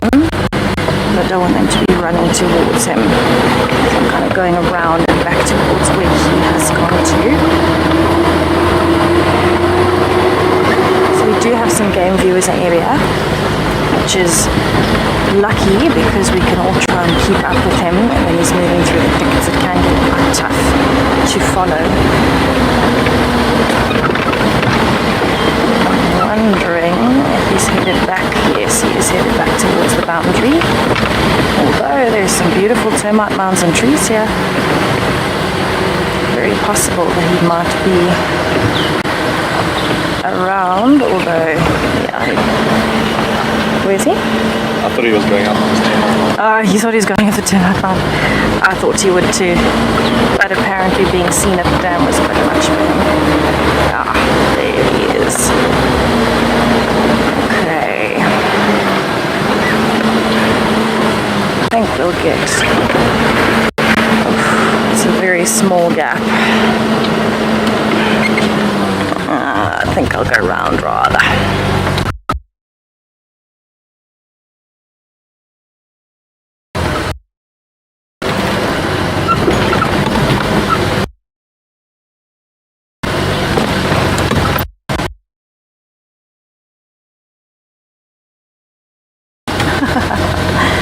Bouncing around a little bit here, folks.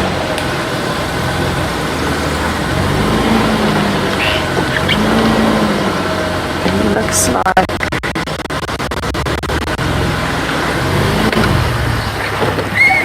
he's actually walking, so currently behind the bushes here, he's walking kind of alongside the road. It's quite tough to see.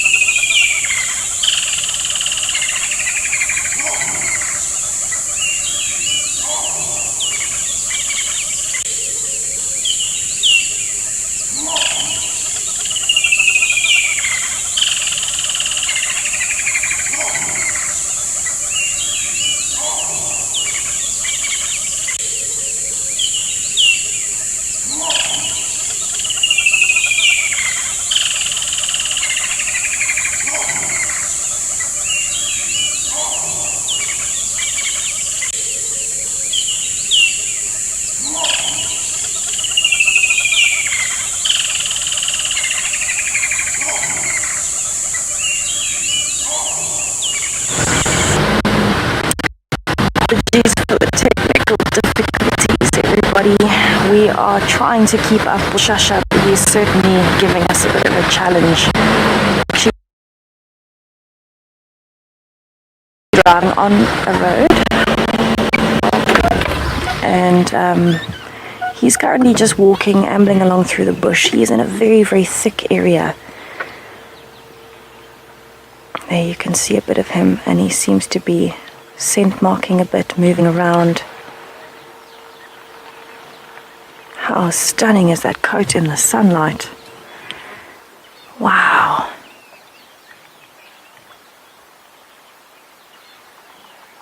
And that is why it is so tough to see a leopard, because we know he's here and we cannot see him. Absolutely. Okay, so this is definitely going to be a bit of a game of catch for a while.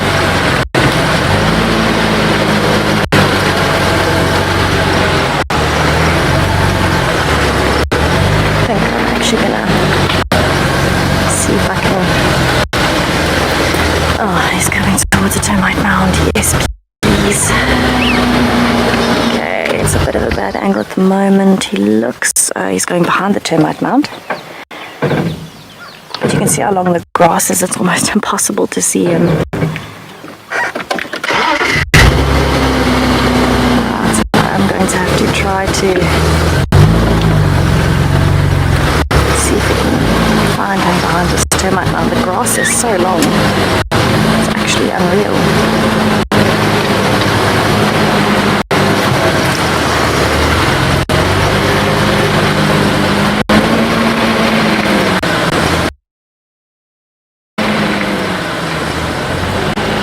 Definitely see why he likes this area. He's got a lot more cover here than he did around the dam. The dam was very, very open. Right, and he looks as though he almost wants to possibly cross the boundary actually. So we do have other game viewers here.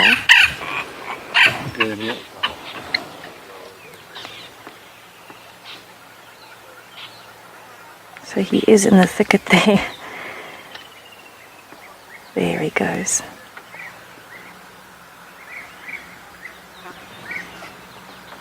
Right, so he is going straight towards the boundary. And I think I can get there.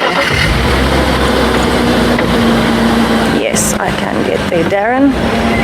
Hold on to your hat and your socks.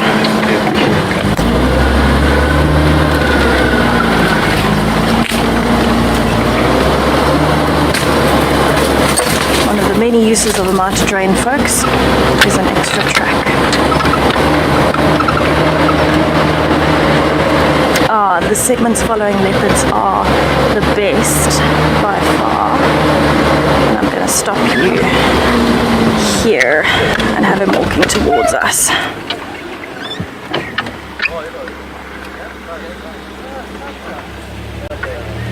There he is walking in the beautiful golden light. There is a little bit of noise around us at the moment, but just excuse that while he is crossing the road here in front of us. Of Lucas open channel. He's on camera now. Busy. And he's just about to cross out of. And so that might be the last we see of him as. Alright, so I'm going to see if I can get you one last view. Just as he's disappearing into the grass. Yeah. There he goes. Alright, Darren, that's Jeff. So sees a little bit of tail. It's like us that all we can see is a little bit of tail. And it looks like there he's turning around again. He's definitely giving us a challenge. But it looks like that's going to be the last of Sasha for today. But so worth it. And I'm so happy I got to share that with you. Let's head over to Rexon and see what he's up to.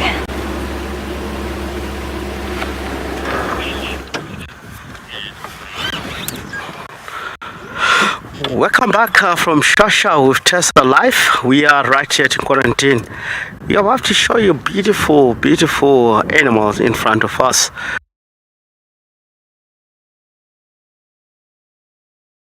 The moment is a perfect light for photographing. This is the impala and the kudu, food for Sasha and other leopards that in the area. You might understand why it is so many leopard movement in this area. We have more impala, we have more kudu in the area. Those are the medium-sized antelope that the leopard would like to hunt the most. And also due with all the water hole that we have in the area, of course, leopard they like the area. As you can see, leopard, elephant that we're swimming area on is one of the species that really prefer water on a daily basis.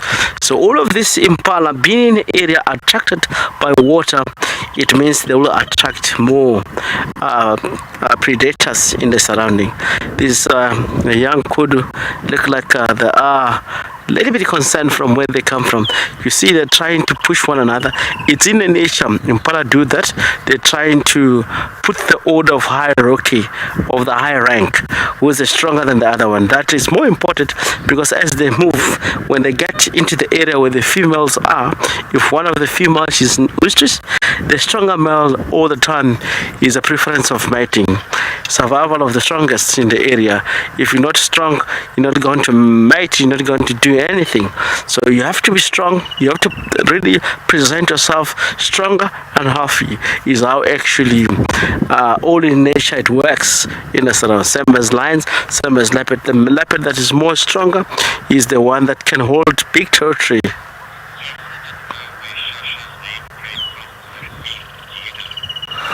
Sasha? I want to know, where does Sasha's name come from? Oh, lovely. Sasha and Langa is a female that comes from, the name comes from the eastern part. The reason why they call it Sasha, I have no idea. Langa, it means sun, but Sasha, it could be something that really the the guys from the east, they have come with that name. It could be fast, it could be something that move quick into something when they respond, maybe from hunting. It's very similar to Shangaan. It's really have lots of one name might means a million things. It's according how you pronounce it. So Sasha is a name that we only receive it from the east, but pretty much it could be one of the young men that respond very quick into something when they hunt. Look at the color of the impala. It's such amazing with this light. Beautiful looking.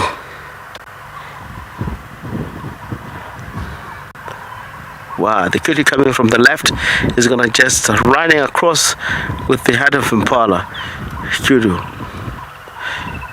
Also, the name Kudu, while we're talking about names, where it derived from Sasha or Kudu. Kudu is the vibration of the stomach when the animal runs. It's a kudu, kudu, kudu. And they actually, that is the name. But there's a scientific name of this species. They're following the classification of Trachypholus angiazi. Angiazi is a Zulu. When the first settlement, when they come in an area speaking English, when they ask Zulu, what is this species, they normally said responded angiazi. So from there, that is a botanical name of kudu and all nyalas that are in a family of angiazi. Angiazi, that is a name that means I don't know. So if you see this species, write the name correctly, that you can say I don't know. That's a kudu. Kudu is it sounds that when they run, more especially males, the testicle, it makes that sound, and the vibration of the stomach make the sound. You see, they're all like moving out of the clearing. It's getting late afternoon. These species, they prefer very thick habitat to live. They have big ears in order to adapt sound and best hearing of them once they're in the thicket. They will settle down once they're in the thicket because it's the area where they're dedicated by nature to live on those areas. Same as Nyala is a family of Nyala and bushbuck. They also prefer a very riverine area, very thick area. They can maneuver very fast into those areas. Having big ones, those kudu that you see here, they're like 2.5 years. The one in front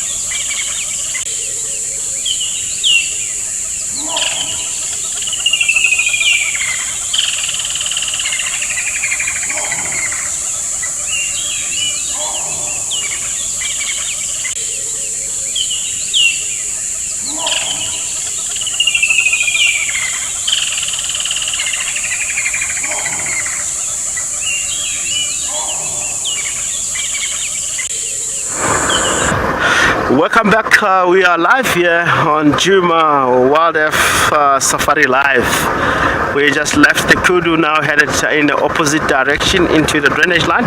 We would like to apologize for technical problem that you're experiencing. We are still in our plans to go and find maybe Kalamba. I know that Tessa, she was having Sasha, which is slowly heading out of the conservancy, might be crossing by now. If not, she might be still heading on that position. We're heading east. We're going to try to check few roads. Maybe at the late hours of this evening show, we might really find Kalamba. No promise, but we're heading in the same direction to look around.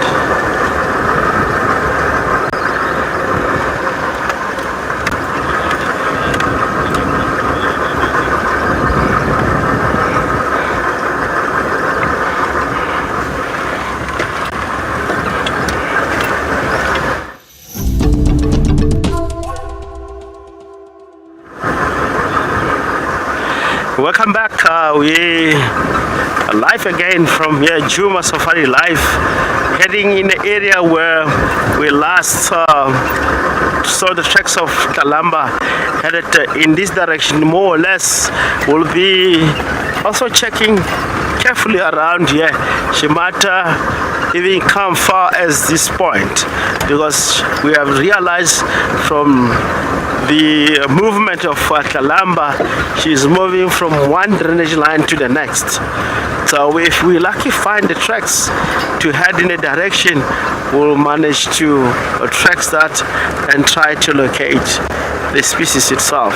It will be nice, of course, to see Kalamba again. I know that Sasha is leading to the south, and slowly but sure he might cross back in the area of south where normally he was born. And also he likes the area very well. I've seen him as far as where we are, even furthermore to the north. They're still young at the moment. They will become nomadic. They will be everywhere. So they will try as much as they can to hunt in different areas and avoid the dominant male area. And of course, they will be more submissive from the females that are stronger than them.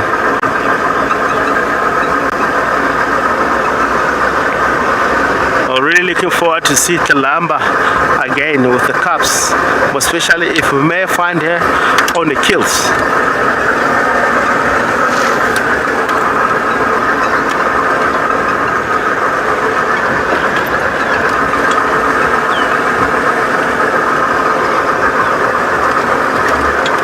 Every time when I drive past here, I have a respect.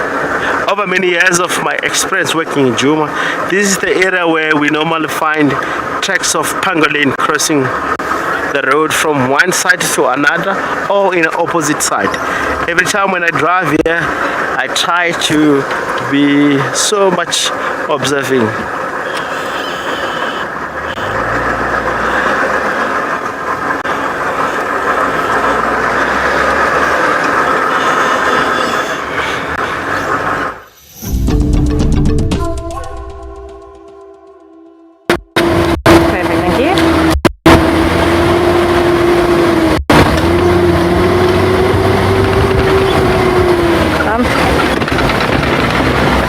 There are other game viewers in the area, but I would like to share with you Miss Kuchava.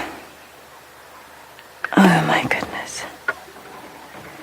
It is leopard mania today, and Darren and I are both so excited. It is both of our first times meeting her, and she is stunning.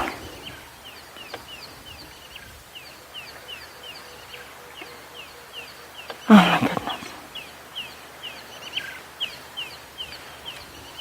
So she's actually resting at the moment just on top of a quarry, very similar to Sasha, close to a watering hole with a view so she can look out and see what is happening. So I know that she does have a cub, but it does not seem to be here that we can tell. Nobody has seen it with her this afternoon, so very likely she's hidden it somewhere. and might get some food and then find her again, or find the cub again a little bit later on. How lucky are we this afternoon? I feel like it cannot get any better than this.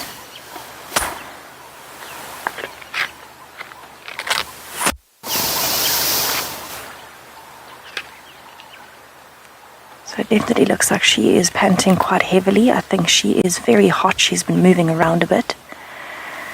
I haven't really seen her moving much. So when we got here, she was kind of just starting to settle.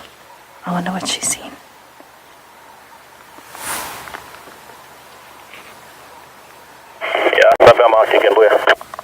Turn that down. So I'm not sure what she's seen or heard, but we haven't seen her moving much. And so I haven't seen if she's got a full belly or not. She looks like she's fairly well fed.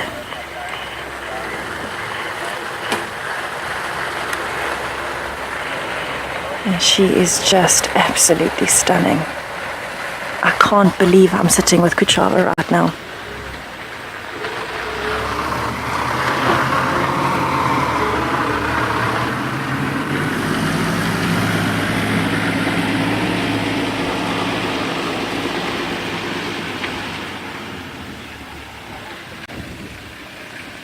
James Richard, thank you so much. You're telling us that Sasha means champion in Shona. That is incredible. Thank you so much for finding that out for us. That is a massive help, and I'm definitely going to write that one down. Wow, that is a really good one. Well, I know Kuchava means scared. It's one of the few that I do actually know. But it's so nice to hear that we now know where Sasha comes from, and the fact that it's Shona. That is really nice and unique of the leopard names here.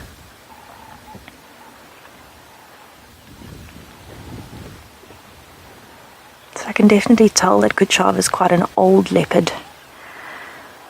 You know, you can see from the very dark nose, but she's quite large. She looks like she's got a lot of experience from just the way she looks at the world almost.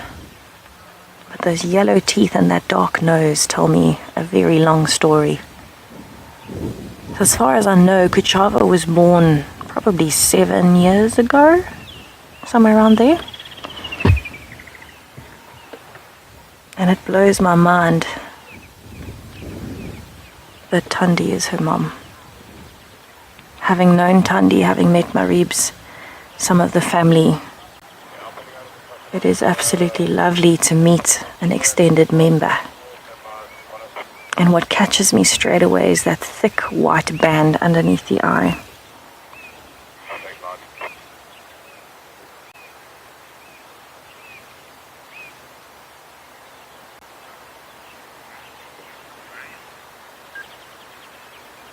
And so she's definitely got something that's catching her attention. We're quite close to the hangar.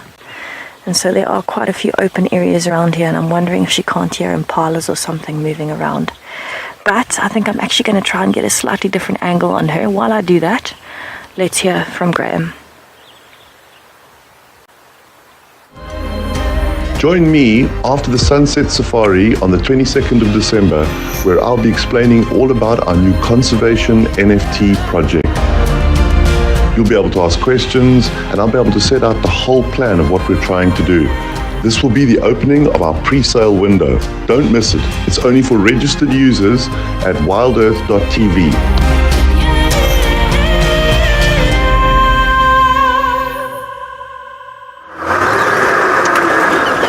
Welcome from Tessa with Kuchava.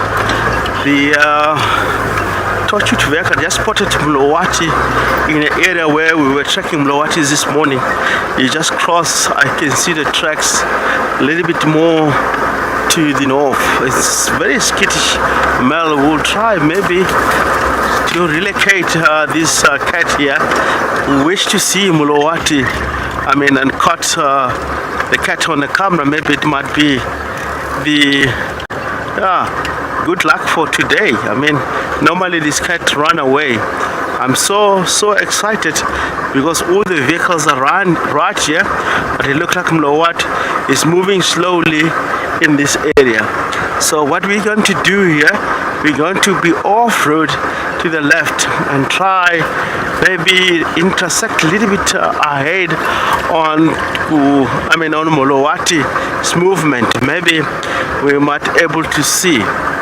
We all know that this cat general is one of the skittiest cat around, and also is one of the dominant male in the area that father quite few cubs, and everyone would like to see Molowati, of course, but no promise. We'll try to check the area and stay focused in the direction where he went. We might be lucky seeing him, but in most of time, I believe after dark Molowati it relaxes a little bit. It's not like Tandy, Sasha, and the other leopards that's in the area, Kuchavas, which are a lot more relaxed in the area. So I believe if I can go down from here, I might see this dominant male leopard movement. Maybe you might really get to see him or get to relax him a bit in order to pose for picture. I've seen him before with one vehicle. It's fine, he's not gonna be moving a lot. If you give him a distance, he tend to show.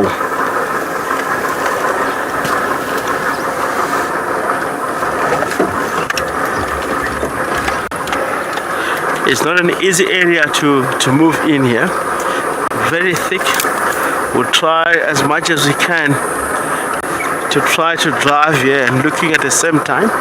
A leopard can be well blended in this area or camouflage in this area. If he wants to be seen, he might really come out. If he doesn't want to, he might keep himself hiding in the very tall grasses and the bushes around there. I've done this area before. We'll be linking back to Tessa, which is found a beautiful cat called Kuchava.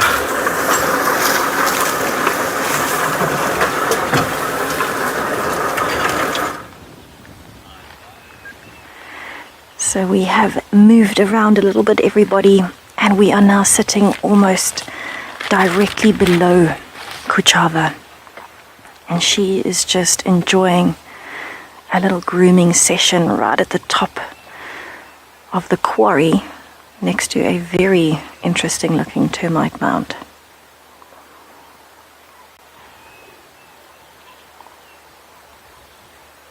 So we can actively feel the temperature dropping at this stage. And so I'm sure she is really enjoying that. Wow, look at those eyes.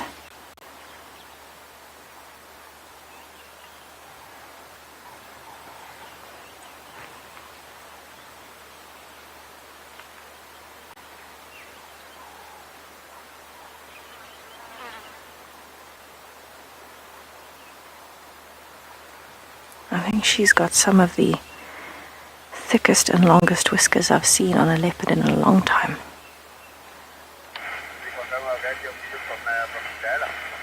Wow, look at that. They are so thick.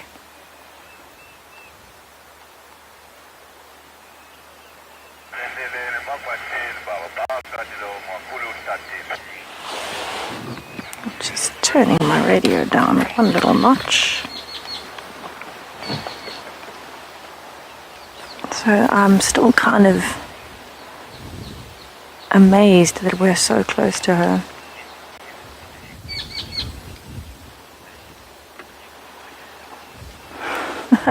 Get off my yarn, that is a very cool name. And yes, it is Leopard Mania today, Leopard Heaven. We have got so many amazing things happening, and it just is one of those days where it just can't get any better. And I completely agree with you. Kuchava is such a lovely lady. She is gorgeous, prim, proper, and big. She's much bigger than I expected her to be. I can tell you that very honestly. She's much bigger than I expected her to be.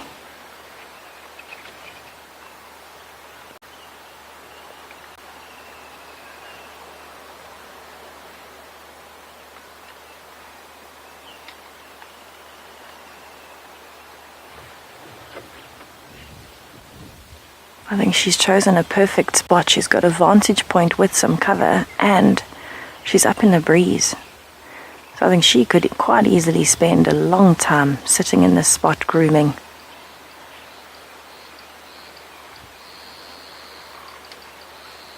I'm just having a nice detailed look at her spot pattern. So because it's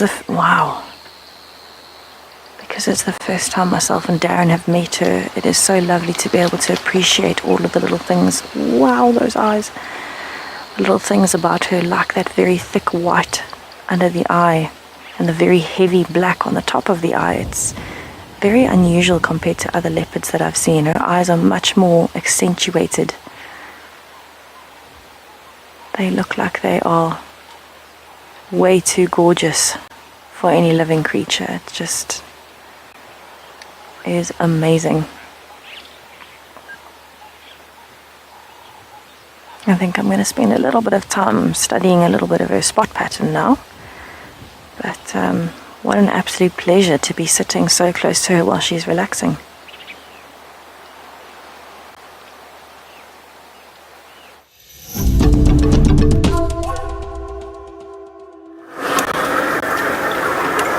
Welcome back. We just managed to see a glimpse of Mlawati. He is moving in the area, very skittish, so he might be going deeply in this area. Yeah, good. Okay. We will be trying to check him here. He's more deeply into this thicket, and I believe he's moving slowly in the area where I am here, unless if it's running across the drainage to the other side.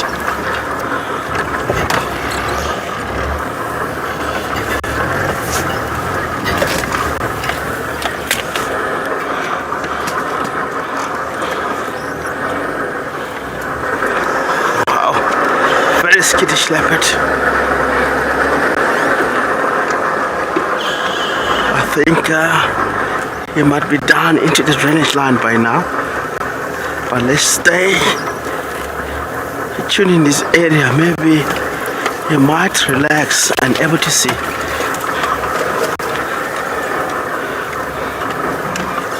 There. You can see him?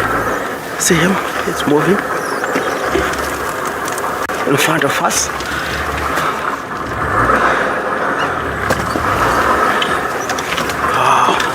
Wow, look at that. That is Mlawati. The same tracks that we're on this morning. He doesn't want to stay. At least, I think we'll manage to see him.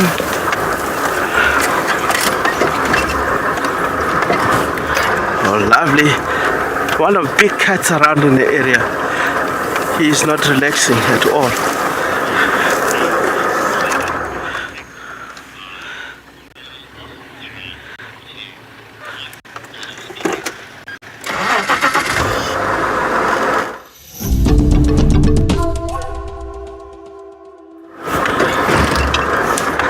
Welcome back again in the hunt of Mlawati. He's just scent marking in front of us.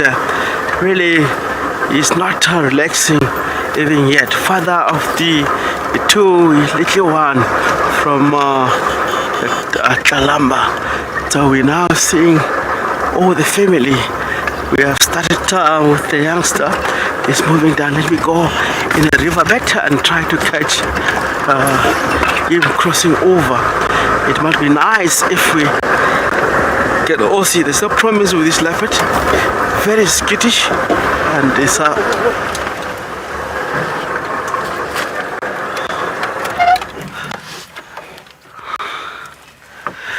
it looked like Mopa just spotted him. Wow, he's still there.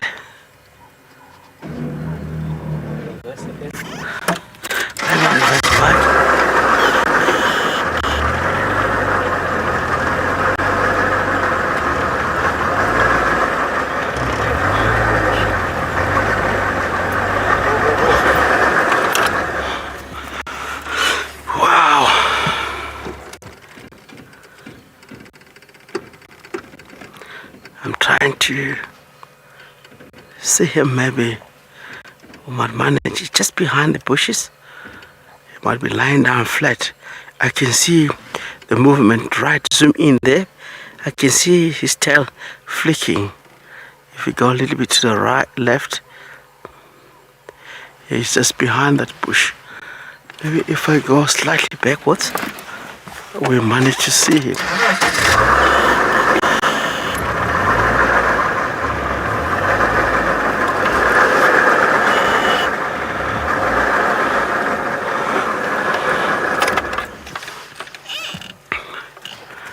It's in the nature of a leopard. Most of the leopard in general in nature, leopard that grow up in an area where there's no vehicle. Yes, there.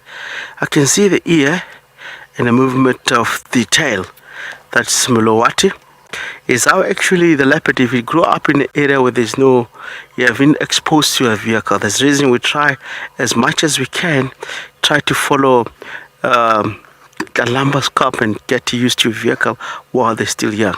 Otherwise, they become very wild as Mulawati. Mulawati is the biggest leopard, very beautiful, but it's one of the things, of course, I mean, lots of guides, even ourselves, we don't want to see this leopard. We wish maybe a very strong, dominant leopard that will push Mulawati off and that will be more relaxing towards vehicle and able to view. But at the moment, due because he does have a little youngster with the lumbar, you still have to hang on until the youngster grew up. Oh, lovely. This is all about Mulawati. It's how much you can see Mulawati. In the morning, I was just saying something like this. Mulawati is not going to relax. Following Mulawati, you're wasting your time. But now, he's just standing because he's just behind the bushes.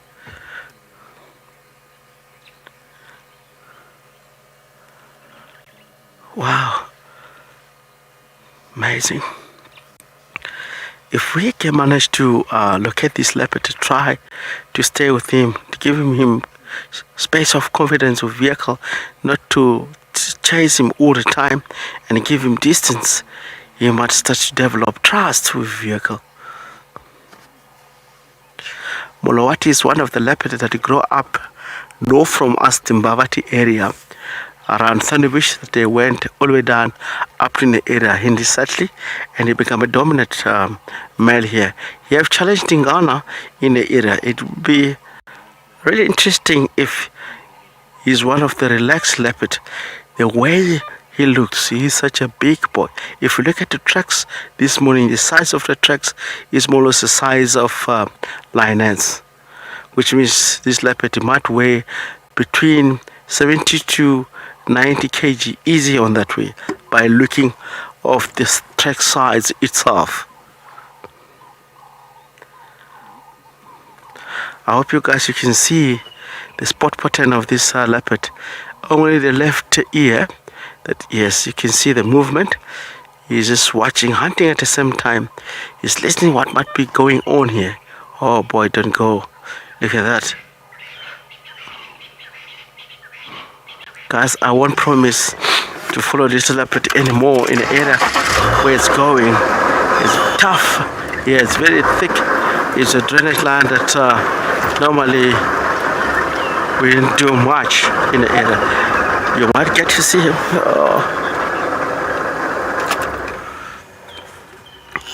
Of course, Mulawati just crossed this drainage line. We'll be linking back to Tessa, which is having a very relaxed leopard. Called not Sasha, one of the dominant female in the area of Chita.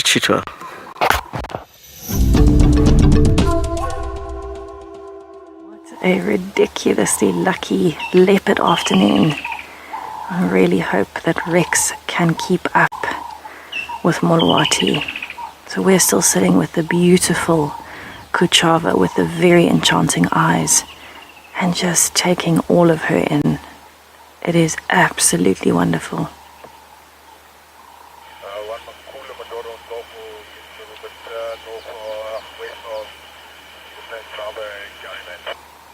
I don't think I've ever seen eyes on a leopard as beautiful as hers.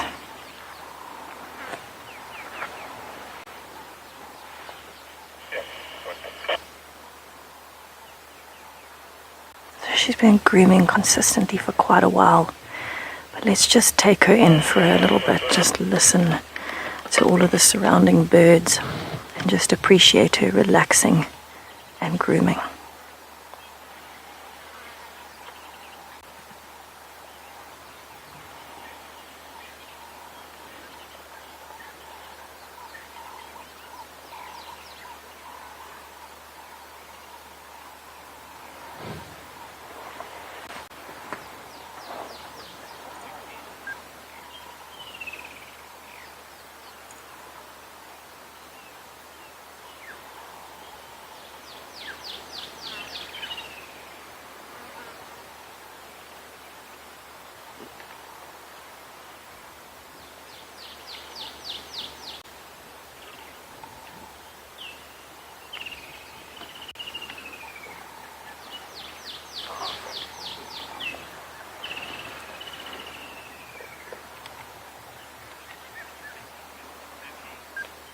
I honestly don't think I've ever seen a more beautiful leopard than Kuchava.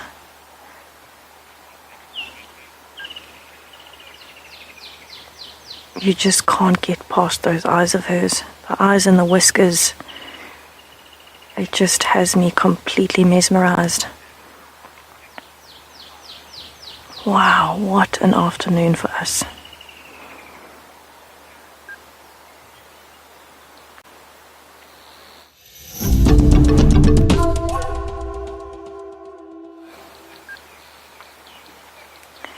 So we seem to have just caught the end of her grooming session, and now she looks like she is relaxing. Kuchava is still up here on the bank and treating us to the absolute pleasure of her company this afternoon. She's been shifting between grooming, stretching, and napping. And I think she just could not be any more beautiful if she tried.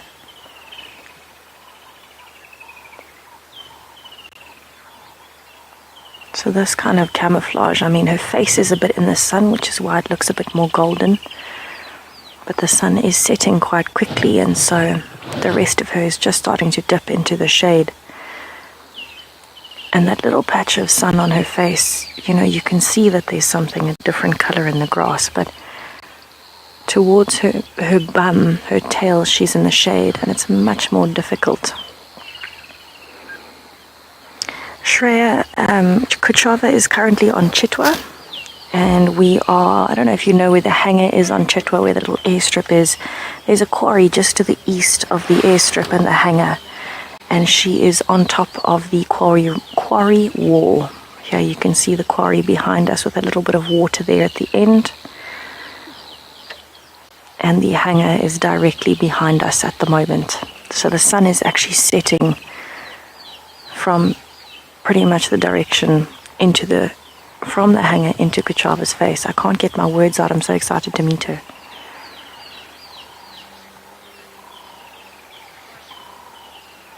But honestly, you know, the way that she's lying, we're quite lucky. We're in a bit of a gap at the moment in the grass. But I think if you were driving past and you didn't look very carefully, especially now that she's kind of in the shade, I don't think you'd even see her.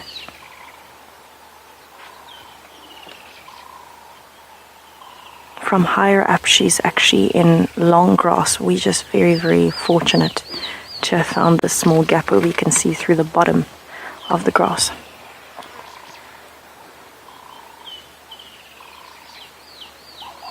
Although she is relaxing, do not be fooled. She's definitely awake and listening. I wonder where she's hidden her cub, because her cub is only a few months old at this point.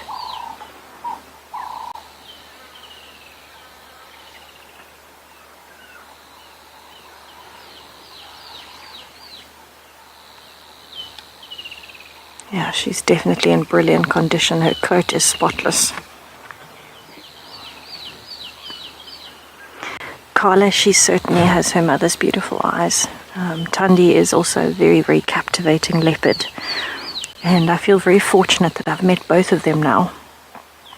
But I think what gets me about Kuchava's eyes in particular, you actually can't get past her eyes and her whiskers. That combination for me, I cannot look past that. I can't even look at the rest of her when she's looking at me because it's so mesmerizing and captivating. And I think it's because, especially when she looks up, she's got that very thick layer of, it looks like eyeliner on the top lid. It's just very thick black on the top lid of her eye, and then that very thick white on the bottom lid of her eye. And such big eyes. And I mean, even, looking at her coat like that, look at how bright her rosettes are. The patches of golden brown in between the black rosettes are so distinct. I just feel like she's accentuated in all of the most beautiful leopard features. They are all combined into Kuchava.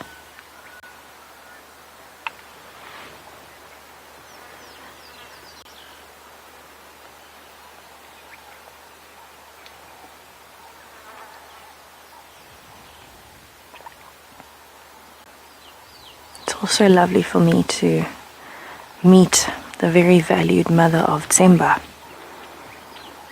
So many of the leopards in this area are interconnected. And so it's really interesting to be able to make the web of which leopards are related to which ones and how they all fit in with each other.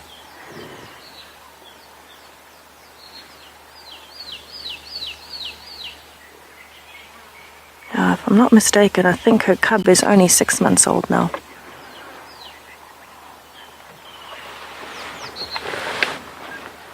Joshua, you're 10 years old. Thank you so much for your question.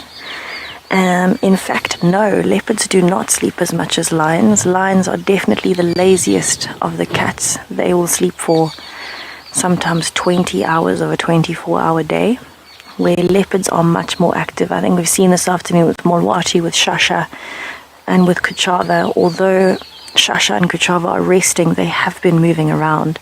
And Molwati was moving around when Rexon found him. So, where lions are going to sleep most of the day, leopards will actually be quite active. And they'll be active most of the night. They don't have to lie down and sleep. They'll spend quite a lot of their time marking their territory, hunting, those kinds of things. And the big reason for that difference is because leopards are solitary and smaller, and lions are obviously in a pride and much bigger. So with the protection of the pride, the lions have a lot less to worry about than a leopard, which is on its own, scent marking, defending the territory, hunting, providing for itself. If she has cubs, which she does, she'll be doing that as well. It's just a lot more of a active lifestyle than a lion's would be.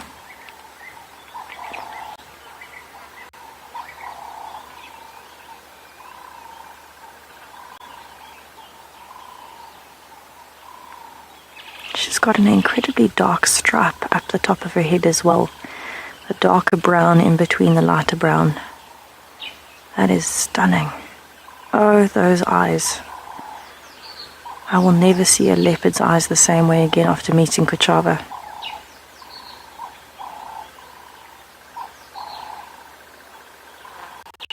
Oh, she's heard something.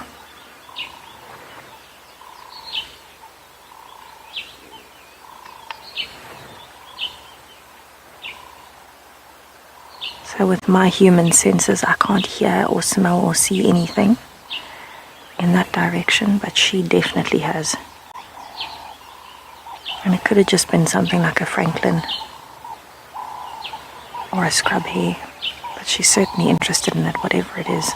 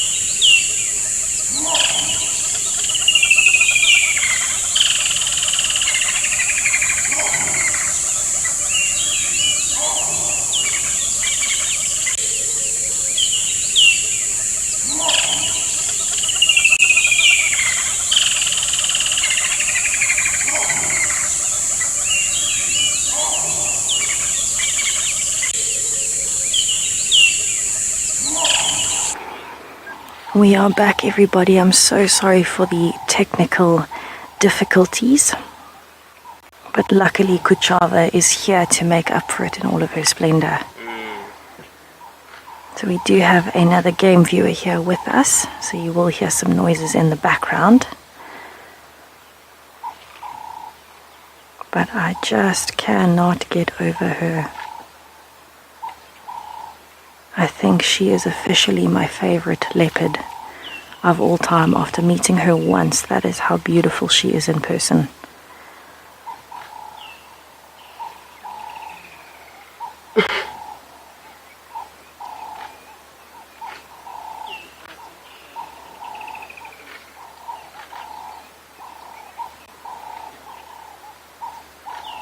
Oh, wow.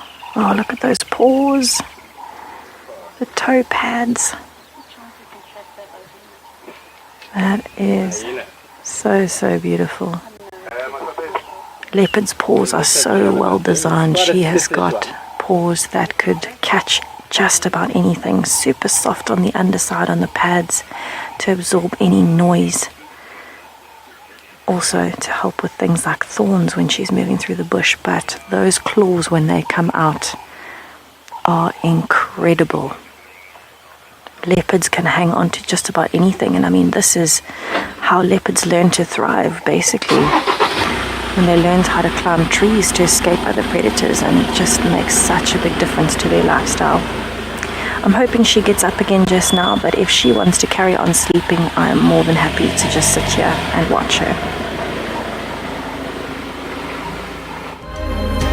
Join me after the Sunset Safari on the 22nd of December, where I'll be explaining all about our new conservation NFT project. You'll be able to ask questions, and I'll be able to set out the whole plan of what we're trying to do. This will be the opening of our pre-sale window. Don't miss it. It's only for registered users at WildEarth.tv.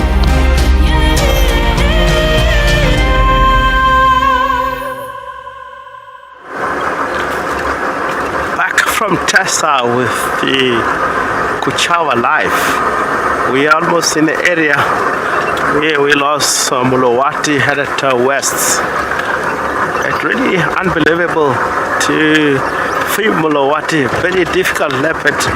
We still believe that wherever Mulawati is, I don't think Talamba might be far, because at the moment Mulawati have to really give protection to the youngster. Of course, if he hangs around far from the cubs, possible the other leopards that comes in the area, it might be a great challenge for the youngster. We check where possible Talamba might cross with the youngster. We have no luck, no tracks. But again, in the area where Mulawati went, we'll start to focus on that area as from tomorrow. Checking quarantine first. If there's no drag mark, Talamba, she's more successful. And she's still young. It's not like these old leopard Tandy and others where they can take days to hunt. Talamba, she want to. She can still run very fast. She can still, even in the course of a day, get more active. We're in Batalia Road. We'll head more to the west, and it was nice for us again to see Mulawati briefly, but I believe in that area where he's going, if we slowly after dark we might spot him. He's heading more towards the quarantine direction. He might also come into the open, because during the night is where a lot of animal activity it might be taking place. They all come out from the thick habitat and start to really congregate themselves into the open. It's how actually nature, because they want to go away from the leopards and lions. As we're driving the riverbed, Nyala south, inside the drainage line, we have seen quite the activity of nyalas. So I don't believe the Talamba, she might be in the same drainage line, she might head further more to the west, because this animal, in most cases, they avoid one another. Wherever they get a scent of a leopard, they will move out of that area and go somewhere else. They always exchange. It's like lions and leopard. If a lion gets here in the area, Kalamba, she'll take the cubs away furthermore into a different location that the lion must really hunt that area without bumping into the cubs. It's how actually the safety of the cubs in the area. They rely on the mother all the time, changing. Same as Impala, Nyala, Kudu, wherever they feel like is danger, they will move out of that portion of land and go somewhere else and try to survive. It's always not an easy life. If you're an antelope, you must be always running away from leopards and lions and hyenas. Hyena do hunt, especially animal that shows weakness, sick. You might find that hyena will take that out of the system. They will hunt it and kill it because it's really not physical healthy. As we know that out in the bush, not only hyena, even a leopard, even a lion, if it's sick, hyena and the other species will really kill that and take out of the system. Survival of the fittest out in nature. So even if you are a guide, a tracker, you walk in the bush, you must present yourself stronger. If you find like you don't know what, if you walk like you don't know what you're doing, you'll easily challenge, because your body posture must look stronger and also fit in order to defend. Lions and leopard and hyena can't challenge you. If they do challenge you, you have shown the weak point of your body system. So that's the reason you'll never find a guide or tracker that is always nervous become a guide. Simple, you'll be always having challenges.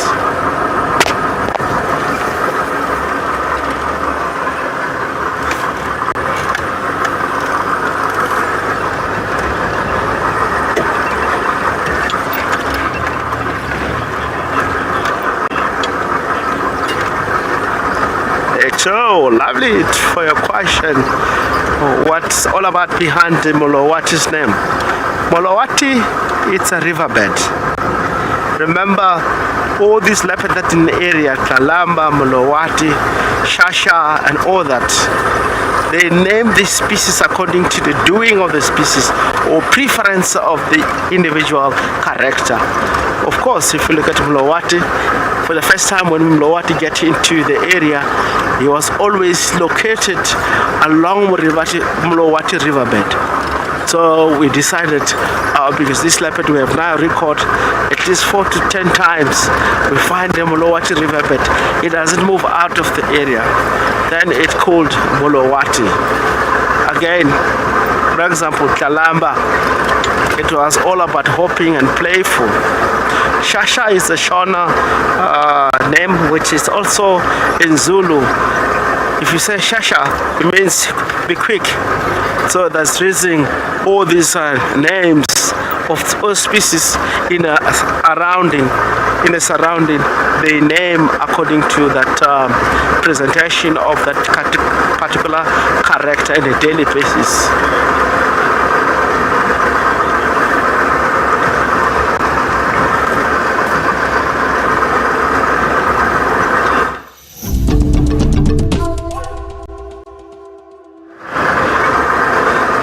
Welcome back. We are now Drankersbeck. You're gonna get a cheetah cut line and head more to the south, looking on that area.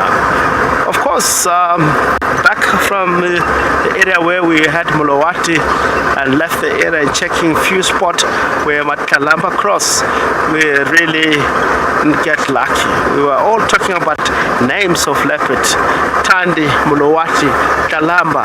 Tandi name is derived from Tandekile. While she's still young, Tandi was one of the young female that she was so lookable, pretty, and all the guys decided to name Tandi because she was really one of the queen of the area by the look of the thing. They were born together and her sister moved out of the area. We don't know what happened. Same as the mother, we don't know what happened. So, of course, as I was saying, Kuchava, they leopard that with Tessa now. Kuchava means a little bit more skittish or afraid, which means all the time when they get to see vehicle, she was running away or more skittish. It's our oldest name derive, like Molowati. Molowati is the biggest dry riverbed that runs in the middle of our property, heading more towards the south.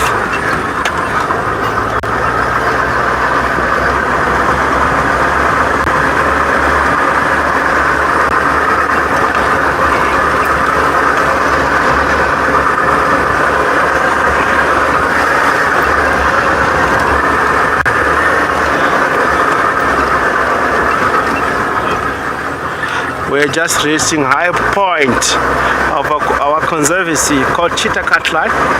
Maybe we might see more elephant in the area. Quite a lot of combretum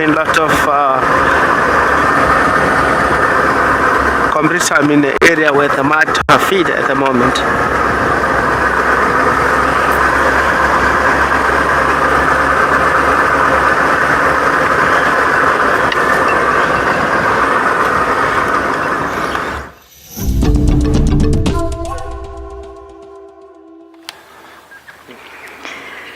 So Darren and I are really soaking in the company of Kuchava at the moment with the most gorgeous, gorgeous sunsets. It just seems like everything is perfect today. The sunset, everything is representing. It just is absolutely mind-blowing. I honestly don't think we've had a better afternoon so far in terms of just everything presenting in the most unbelievable ways. You know, we've used the signs and found the animals, and it's been one of those perfect days, for sure. And I think any day that you meet Kuchava is a good day. And Sasha, my boy Sasha, that I haven't seen in 3 months. We're just doing a little pan back through the scenery. You can see it's blue skies. So the storm has cleared as well.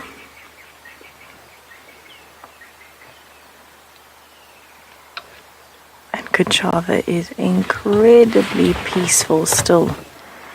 She hasn't moved much in the last while, and I think she's finally getting a really good rest in without any interruptions from birds moving close by. You can definitely hear them all calling, but the noises she was hearing earlier, I think, was a francolin, and I think it's moved off.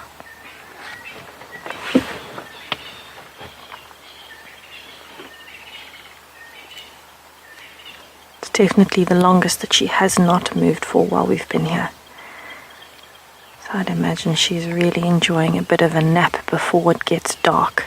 With the sun setting at the moment, she's probably going to head off very soon and find some food to take back for her cub, or to fetch her cub and bring her cub to it, which is more likely. But she is definitely looking like the relaxed queen of the termite mound at the moment.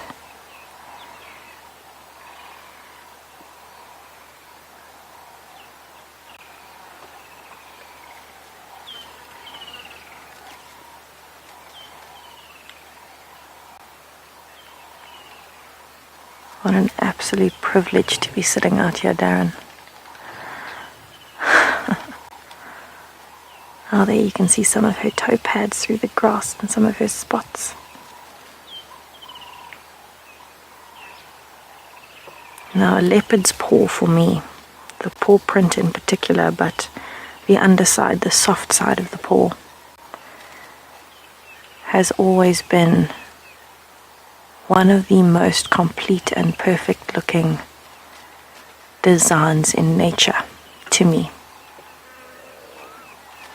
well designed to be the most successful and diverse of the big cats in South Africa. And in fact, Africa. Well, we've got some movement. Oh, stretch. Look at the toes.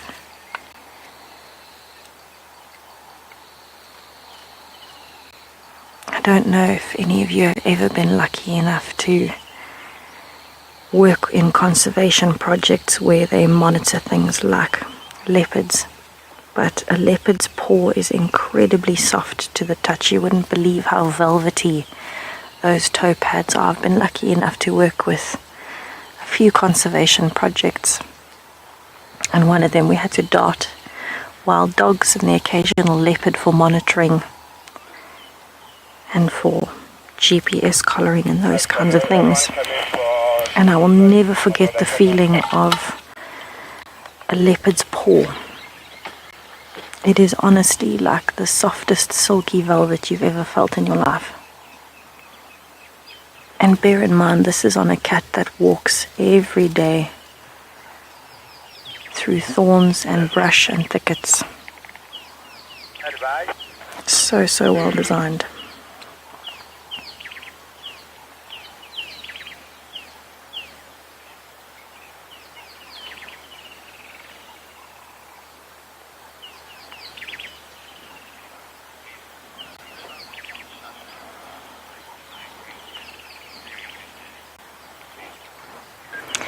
Mem, I'm so glad that you're enjoying Kuchava and Sasha earlier in the golden light. A very successful day all around. And I think for us as well, you know, to see so many leopards is a really special thing. As much as we are out here, anytime you meet a new leopard, Darren and myself both today meeting Kuchava at the same time, but any time that you get to spend with a leopard at all in the wild is very, very special.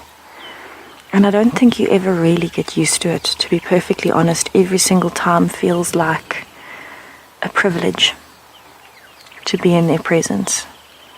It really is probably one of the only cats in the world where if it really doesn't want you to see it, you won't see it. They are that good. So to spend any time with them at all, you know, it's such a beautiful species. To me, this is my favorite species of cat. Leopard. It's probably my favorite animal overall with wild dogs. They're pretty much competing for first position, but there is no other animal in the world for me that competes with the leopard in terms of overall being the most well-adapted creature to any environment.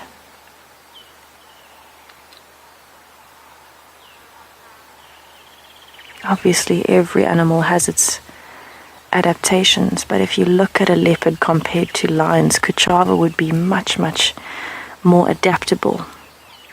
You can find leopards all over, right the way down to the coastlines of South Africa, right the way up north. You can find leopards almost anywhere.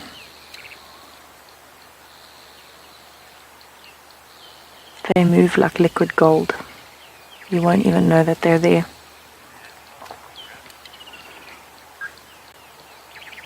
I'm hoping now that the sun has officially started setting, we can't see any part of it anymore, that Kuchava might start moving a little bit later, and we might get to catch that for you.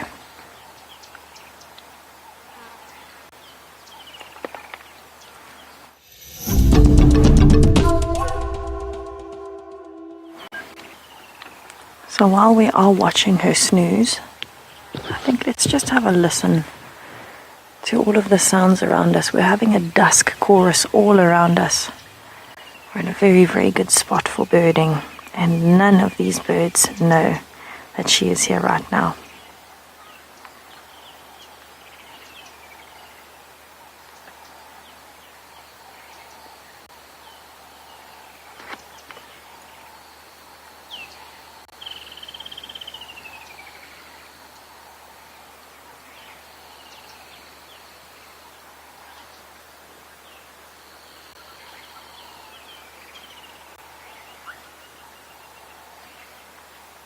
I can hear Here's some frogs as well.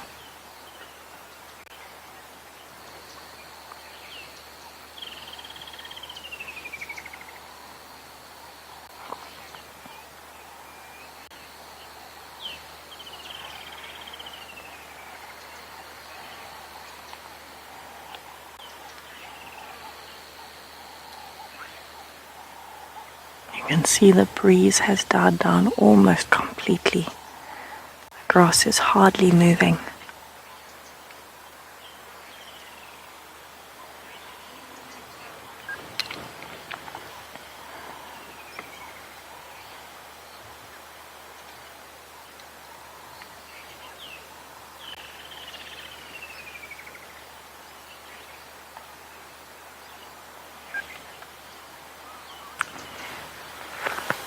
Hopefully, as the evening goes on, we'll be hearing more and more sounds. It is the first clear sky evening that we've had without cloud cover. It's quite a lot warmer, and so I think a lot of the animals are going to be out and about, especially things like frogs and the nocturnal animals, small and big. And that includes Kuchava. I think she's going to have a eventful evening, to say the least. I think any leopard, any evening, has an eventful time.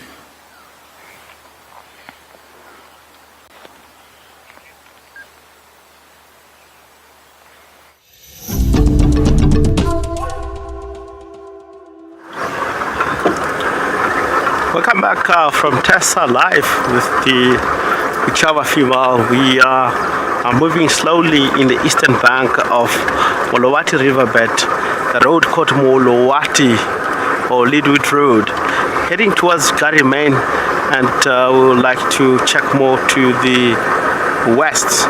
We're in an area where I might predicting right. There's a tracks here, the big tracks of a female hyena. I'm not sure which one is this. Tracks is really confusing. It looks like almost a female lioness headed east, and I believe in the area we have seen quite a lot of activity of hyena. Hyena. It might be the den have moved, shift towards Molowati. I know that is another den not far from the area that sometimes they utilize it. So much further the clan, actually all of them, they've moved. They might be in this eastern bank of Molowati, because the activity physical, I've seen more young hyena coming along this riverbed Molowati and move to the east. So we have to check in the area. Maybe we might find a new den. Of course, this is the area, if it do happen, because of all these hyena that are always in the surrounding, there will be no much activities of leopard that can stay in the surrounding. Same area that we saw Tandy. If a leopard comes in the area, she's going to walk past, because there is more competition than anywhere else. So they try to move less competition areas as far as lion do when it account more hyena in the area, and the leopard and the cheetah, of course. And there was a report of cheetah this morning very close to Cheetah Kaltan Befesuk Dam, which is headed across very close and went to the direction of Torchwood. I believe the same female cheetah that hangs around in the area, they might come. We might be able to see maybe cheetah in the very near future, close to quarantine up to a sandy patch. We used to have one cheetah that come all the way down from the east and cross to the west, Simbambili property, and stay, in the area, and eventually cross to the west, coming from Manyeleti side, and to return back from Malamala, the Kruger, back to the north. So it's such amazing how all these species, they will know the area and not forget. If they've been in the same spot, they will come back next year. I've seen that, of course, elephant do that, leopard do that, cheetah do that, A lion sometimes they can come back in the area where they were born if they account, pressure from other lions. But normally, if they really get a territory and really force themselves to stay in that and enforce the members of the pride in numbers, maybe having more males, they tend to not to come back. They will be staying in that particular area and die on that particular area if it do happens.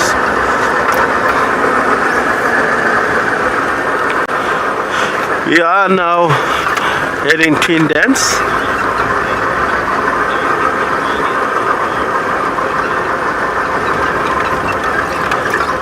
And asking question of Tingana if still alive.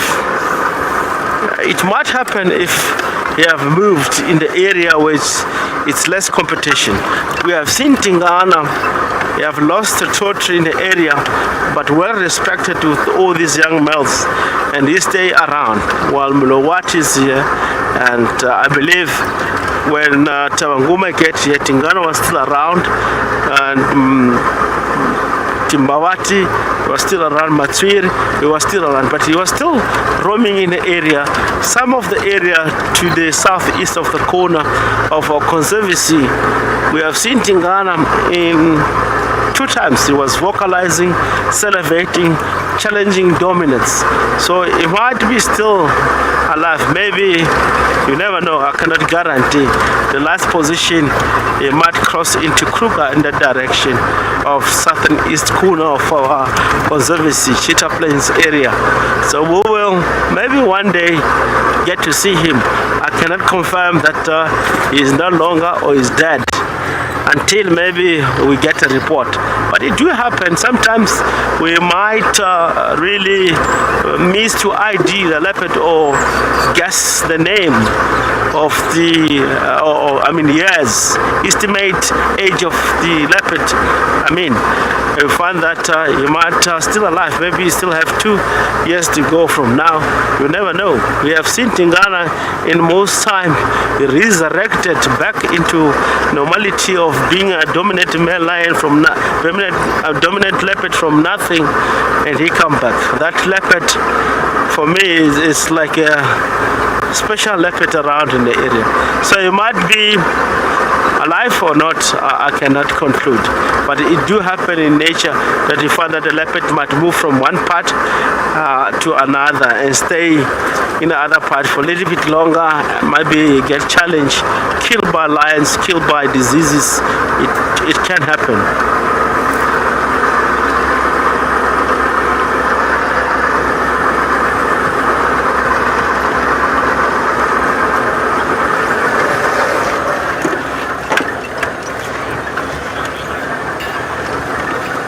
Of course, guys, while we're still checking here, we'll head more east. We'll be linking back to Tessa with a beautiful cat, Kuchava. Join me after the Sunset Safari on the 22nd of December, where I'll be explaining all about our new conservation NFT project. You'll be able to ask questions, and I'll be able to set out the whole plan of what we're trying to do. This will be the opening of our pre-sale window. Don't miss it. It's only for registered users at wildearth.tv.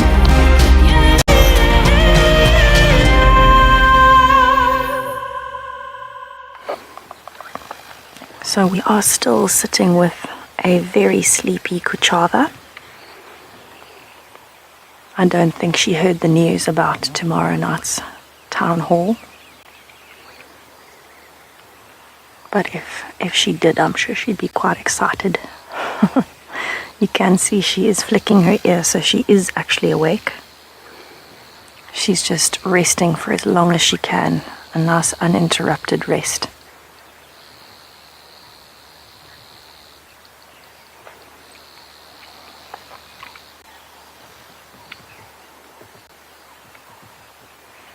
The wind is picking up a little bit again.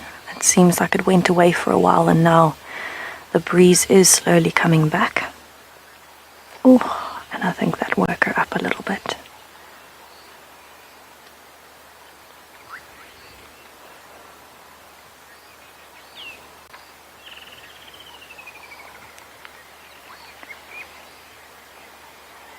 think she's starting to kind of plan out a bit of an evening for herself here.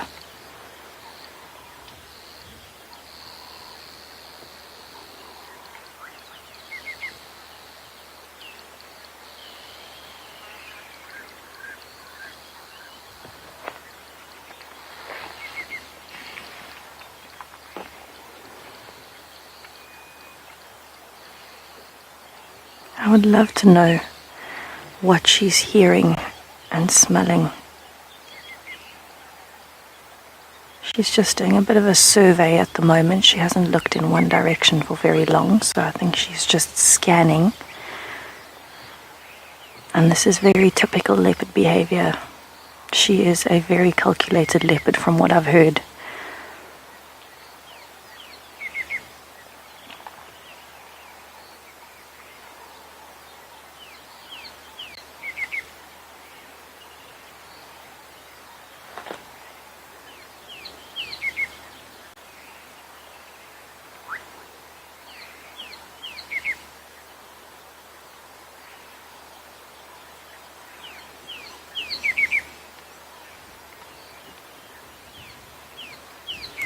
Her nose is actually quite a beautiful heart shape, more than any other leopards I've seen recently. Got a very low dip on the top there in the middle. Could just be the angle that we are seeing her from, but it definitely looks quite unusual.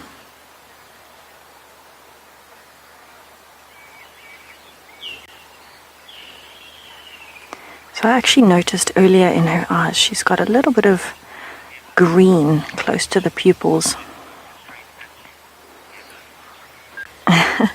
Heather, occasionally, yes, you do get chills when a leopard looks straight at you in person. I think it depends on the leopard and the situation, but with her, I have been so mesmerized every time she looks at me that I kind of almost forget to speak. I think it's one of those feelings where, when a leopard, especially with eyes like that, looks at you, it really, I feel like it touches your soul a little bit. And for me, I've always had a very, very strong connection with leopards. I've always felt like if I was an animal, I would have been very relatable with a leopard. My spirit animal. Definitely something that has always inspired my life has been leopards in general, but I feel like Kuchava is, I've been waiting. I was saying to Darren earlier, I had a very strong connection with one or two leopards at Ngala, and I've been very lucky here at Djuma. I've met quite a few different leopards. It's my first time meeting Kuchava, and it's the first leopard that I've met at Djuma where I look at her and I just feel like I've known her for a very, very long time, and that's a connection that you can't really explain. So I already know just on meeting her today that she is the leopard for me here at Djuma. And that certainly does not mean that I don't appreciate the other leopards. Believe me, I think I could spend hours with a sleeping leopard and not get bored. But there's just something special about her to me.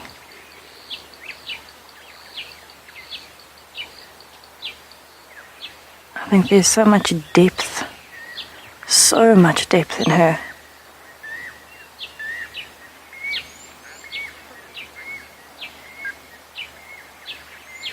I feel like the dimensions in her eyes with all the different colors are unlike any other leopard I've ever seen before.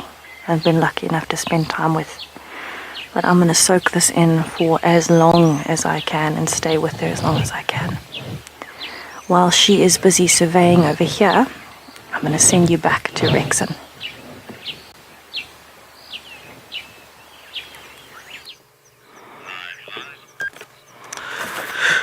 come back with Tessa. Kuchava, she's rocking this afternoon. She's really around Chito Dam.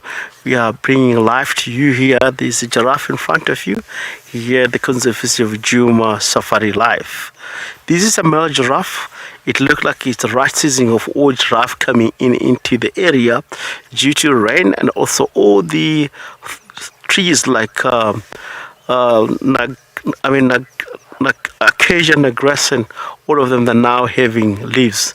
So giraffe migrate in the area from one part to another. They're not territorial species.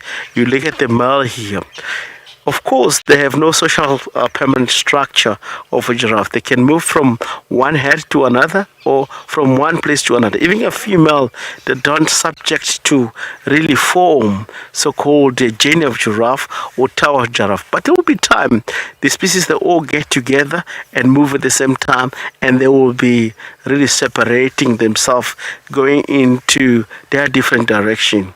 The giraffe itself, they reckon that they can communicate as far as like Zonta africana, like an elephant. They have a very low frequency that we cannot able to hear, but the giraffe from the distance, with the force of gravity, they can able to communicate and get together if they're really necessary to do so. How can you see that? Because most of the time, certainly you can find giraffe here walking here across, going south, and later on, the same giraffe, you might get with 2-3 female all together. So they communicate, is true. They communicate with the low frequency that they made through their vocal box, which it goes with the force of gravity. In most cases,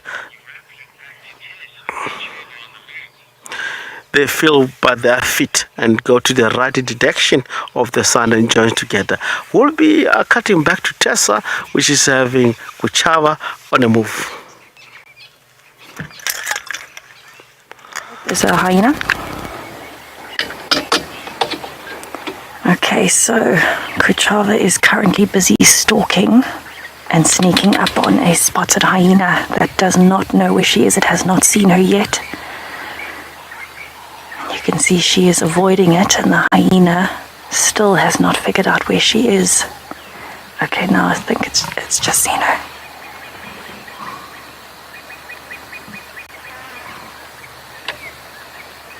Oh, the hyena does not seem very interested. I think that warning was more than enough to make the hyena move. Coming very close to us there, and Kuchava is flattened behind a bush watching it walk away. I think it's definitely looking for some scraps, hoping that because it could smell a leopard, that maybe she'd have a kill here.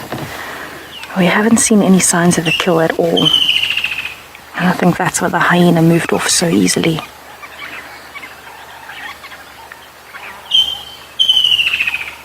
She has not taken her eyes off of it.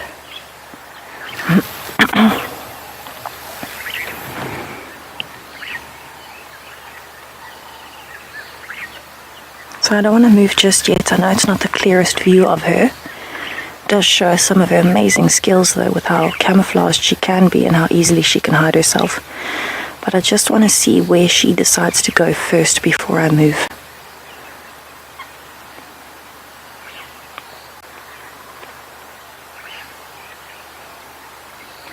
There we go. Patience is key.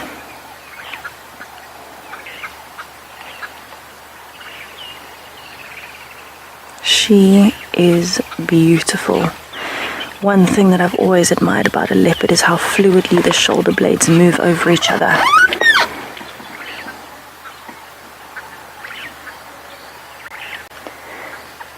She is scent marking as she goes. In fact, when she came down from the quarry, she came and scent marked on the tree next to us, and she was right above our faces. And the whole time I was thinking, please don't spray us. Please, please, please don't spray us. It was very close, I can tell you that much. I think we could feel it coming past our faces. Right, so she is still walking around and scent marking, and she's going straight towards the airstrip, so I am going to follow her as long as I can while she's on her mission. Maybe she's headed back somewhere important to fetch her cub.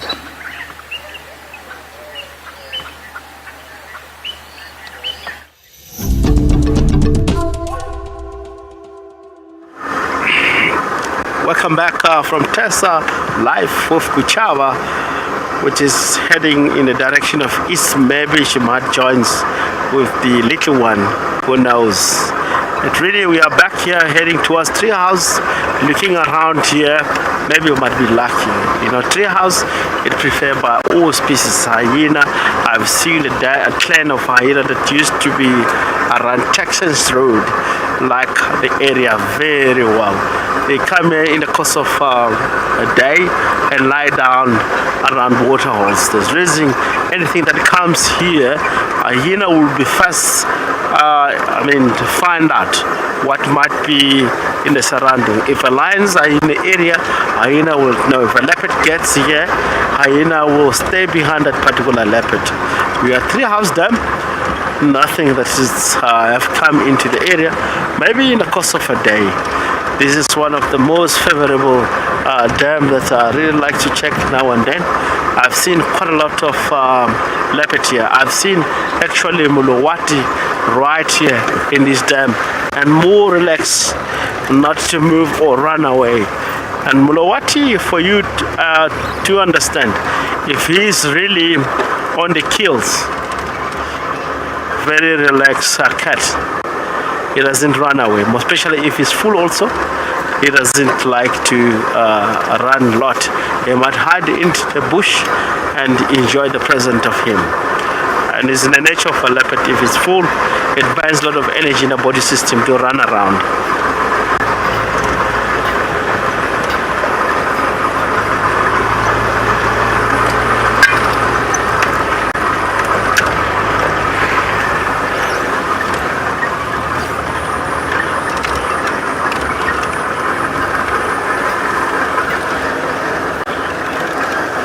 No tracks from Treehouse of Kuchava.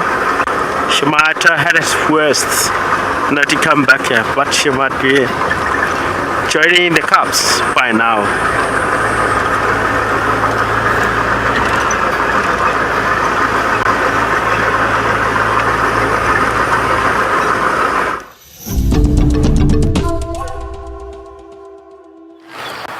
So Kuchava is now walking straight west, and as she goes she is sniffing every tree and scent marking. Definitely the boss of this territory. I'm hoping she might sharpen her claws as well when she gets to a few of the trees that she's used to sharpening her claws on. I'm very happy she did not spray us earlier. I'm doing my best to keep up with her. It is quite a thick area, but we are approaching quite a big open patch. And so that is what I am hoping she is going towards. I'm trying to be as delicate as I can with my off-roading. Right, there she is, scent marking again. And moving. Oh, she's heard something. Oh, she's completely changed direction. I wonder what she's smelling.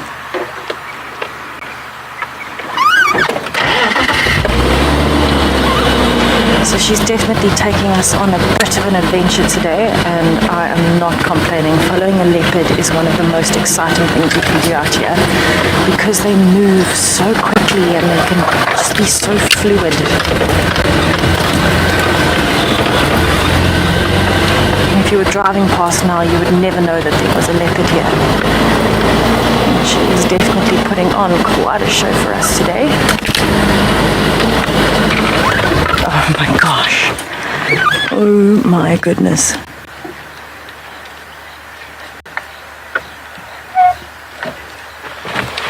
That is amazing. You can see she's trying to rub her face on it before she sprays.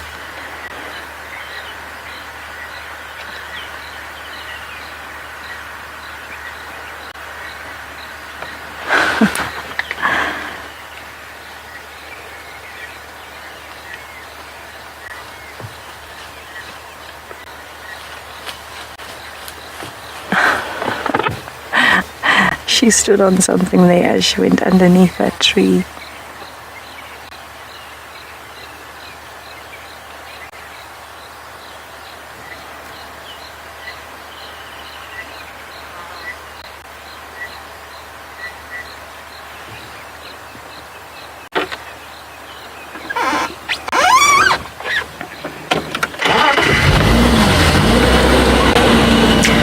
Yankov, that's a very interesting question. I don't think I've ever seen a lapwing mobbing a leopard. I've seen many other things mobbing leopards, but I don't think I've ever seen a lapwing do it. Interesting to note though. No, I don't think I ever have. I've often seen drongos going crazy with leopards though.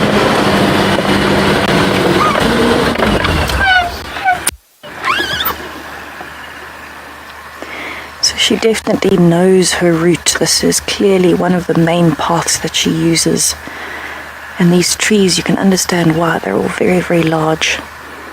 And she's scent marking on very particular bushes and trees. Oh, look at that tail straight up.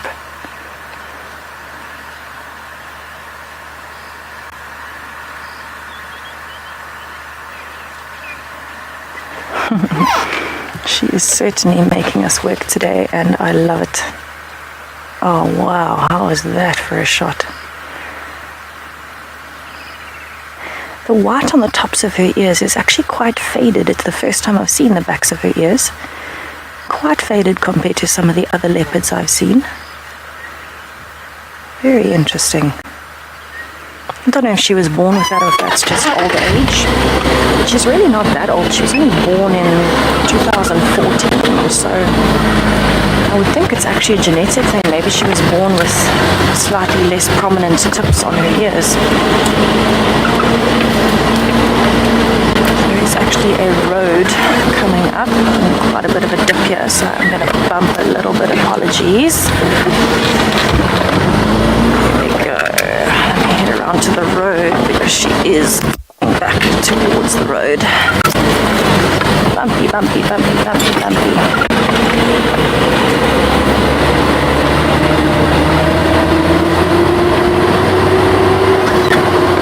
She's going to cross in front of us here. There we go. I think she might have one of the most beautiful forms in terms of her overall shape on a female leopard that I've ever seen. She's very sleek, but she's very muscular.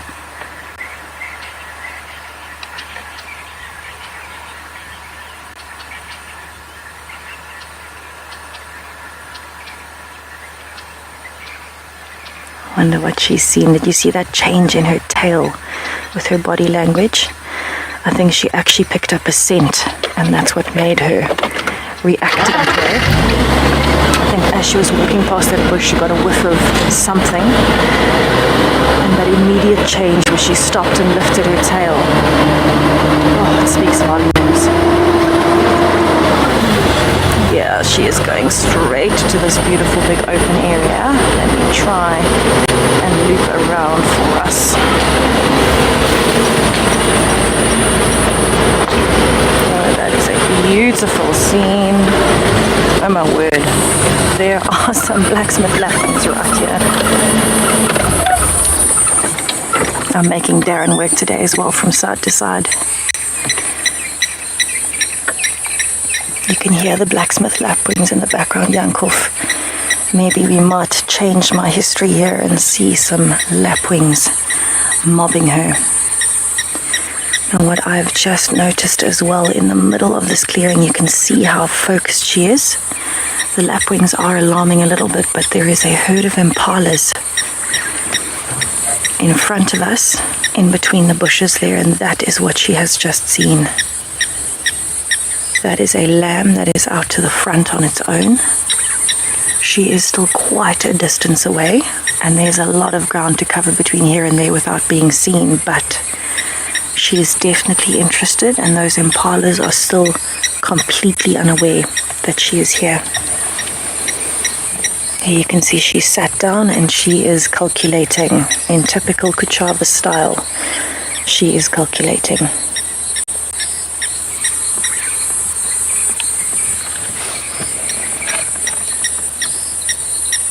Look at the tip of her tail and how it's communicating. You can see it's slightly curled up, which shows she's interested. And every now and then it's twitching.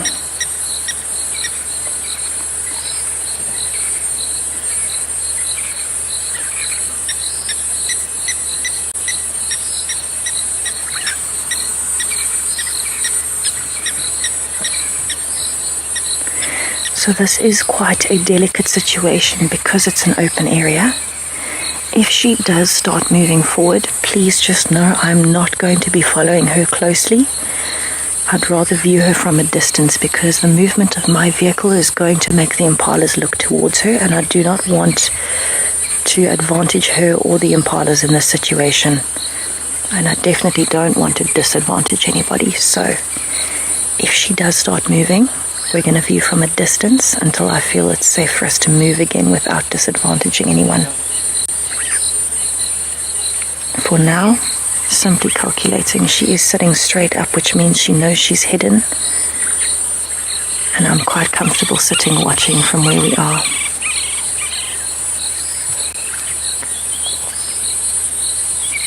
Watch how those ears are scanning constantly.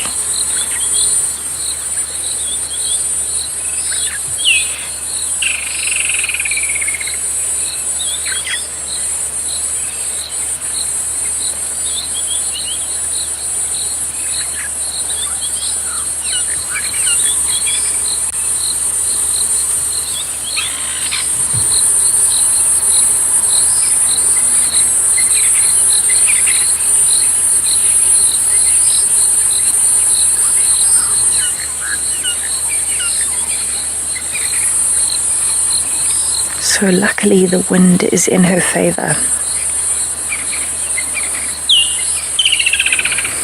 Audrey, it really has been a wonderful drive with the leopards. We have been so lucky today. It's an absolute honor to be able to share them with you. Oh, she's moving. So what she's just noticed is one of the lambs is incredibly active and it's running around within the group, and that definitely caught her attention. She is very lucky. The position she's in, the wind is blowing from the impalas towards her. And you can see she is definitely trying to move as quietly as possible. So let's watch and see what happens.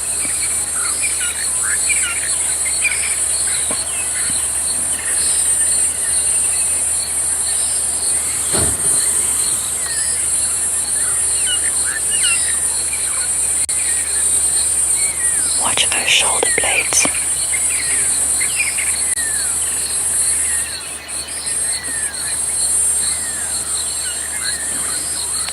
So she is now in the open, but she's using the cover of small bushes to pause and watch. But you can see how she's flattened herself. She is coming up to a dead tree there that's fallen over. She's going to use that to her advantage.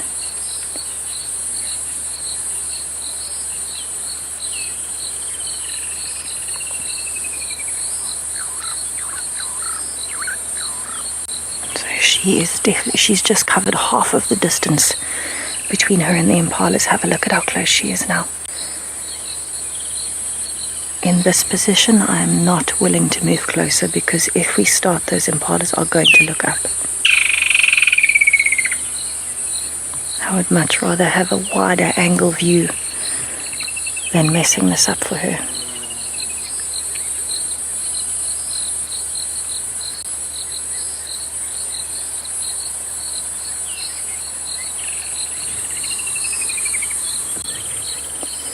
The light is fading very fast, so we might have to flick over to infrared just now.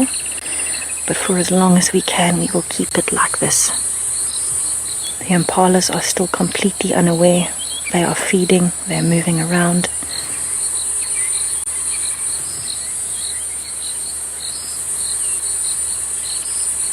Oh, I'm going to sneeze, don't get it right.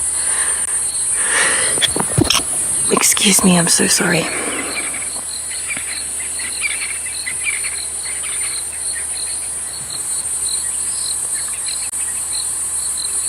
quite a lot of activity in the herd there.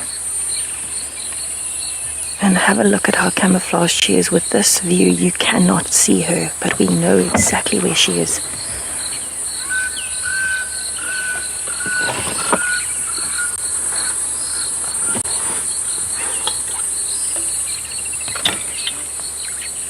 So Darren's just getting the infrared light ready. We might not put it on right now. We want to make sure we have it ready for when we need it. And I really hope that you all appreciate the wide angle view. It is so beautiful to see it from the bigger picture instead of very, very close up and in the way. Or potentially in the way, should I say.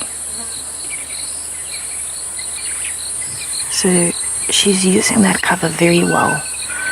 Her body is behind the trunk and her face is looking, she's actually looking in between those branches. So any movements of her ears are being covered by the movement of those branches. It's a very, very smart move. Okay, we're going to try and put the infrared light or attach it to the camera as smoothly as possible at the moment. You might see some movement on the camera, don't be alarmed.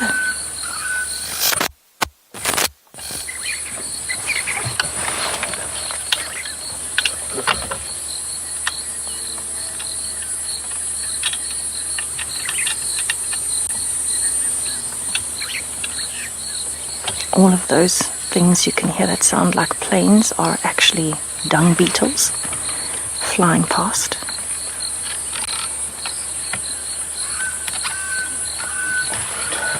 Okay, we are attached. Oh, beautiful sunset. Wow. So she still has not moved. And the impalas are still none the wiser. You can see them just carrying on with their feeding.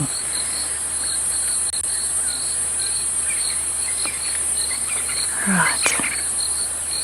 Now we have switched over. You can see the form of the impalas a lot better. There she goes.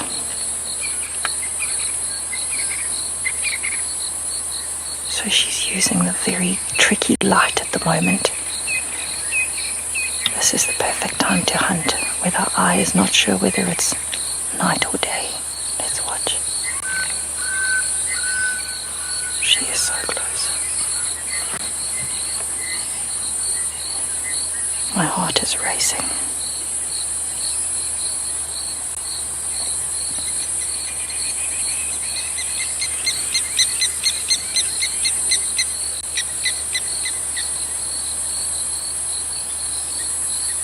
Oh, they may have smelt her. No, back to feeding. I'm amazed.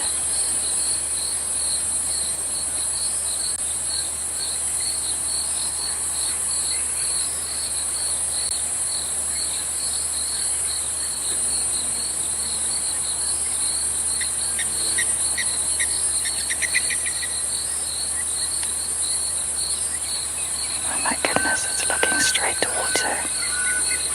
He didn't notice. Oh my goodness.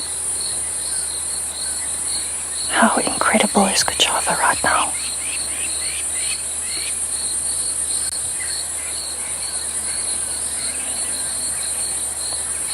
They're looking in the opposite direction.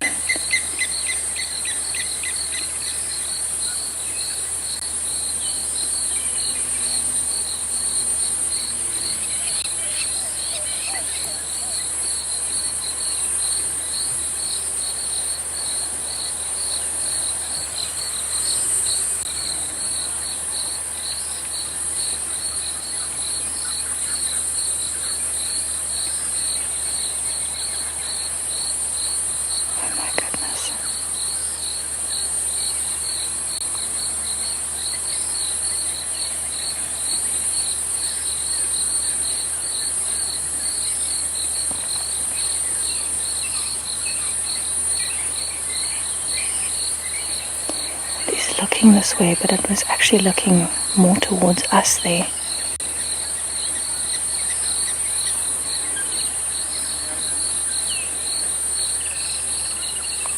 Please don't get a fright. I need to clear my throat.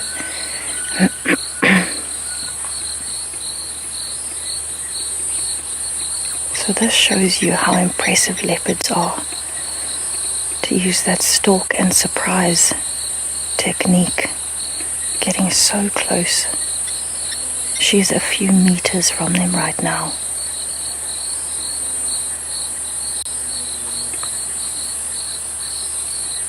I actually can't see her anymore, and I know exactly where she is in those bushes, but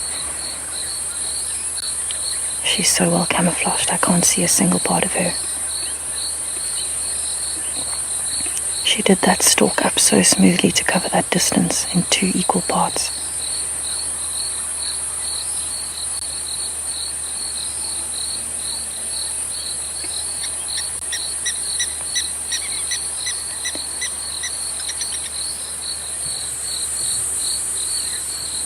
I'm not sure where the impala lamb is. I think it's in the middle somewhere.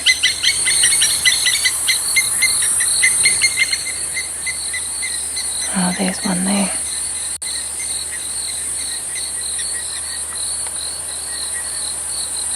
They didn't get a big enough fright. They didn't alarm call. They haven't seen her. I think the little lamb just gave them a fright.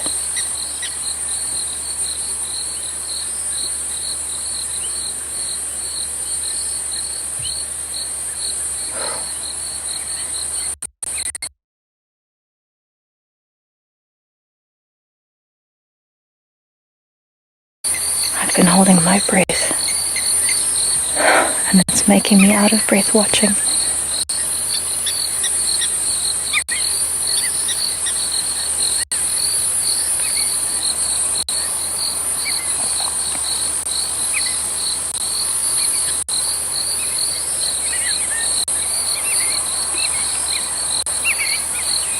That is incredible cover. You cannot see a part of her.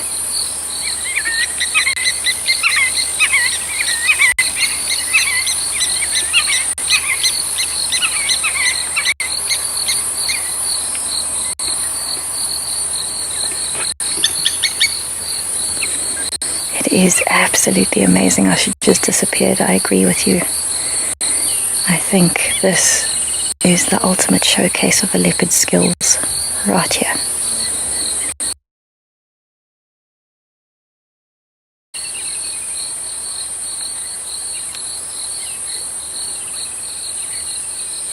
I think she's probably calculating and waiting for the impalas to be fully relaxed. Maybe she's wanting to use that same termite mound they were on to use for maybe a slightly closer stalk. But they are starting to move off now, and so she's going to have to take her shot pretty quickly if she wants to use that opportunity.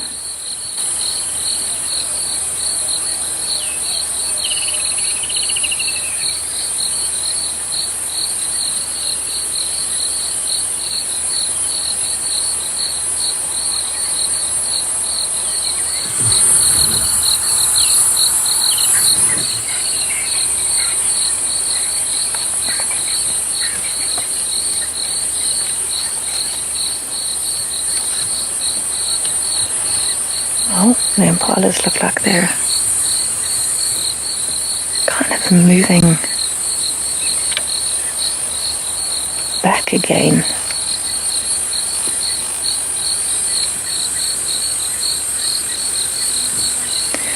So to give you an idea, it's not dark enough that with the naked eye I can't really see. So I'm relying entirely on the screen here. But she's, I think, waiting because now the impalas have the disadvantage. There's even less chance that they will see her in this light.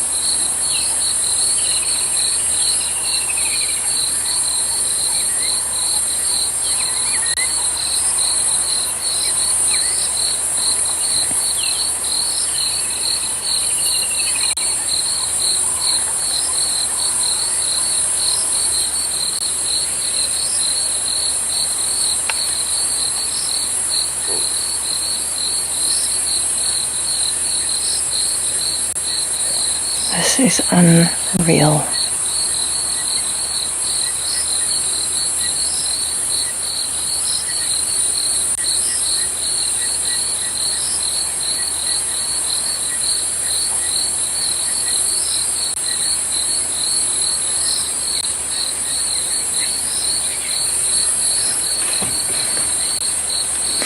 Reese, she absolutely could take down an adult impala and she could pull it up the tree as well. I think at this stage she's probably more focused on the lamb of the group because there was one that was being very energetic. But she is definitely more than capable of taking down even an adult male impala and hoisting it up the tree.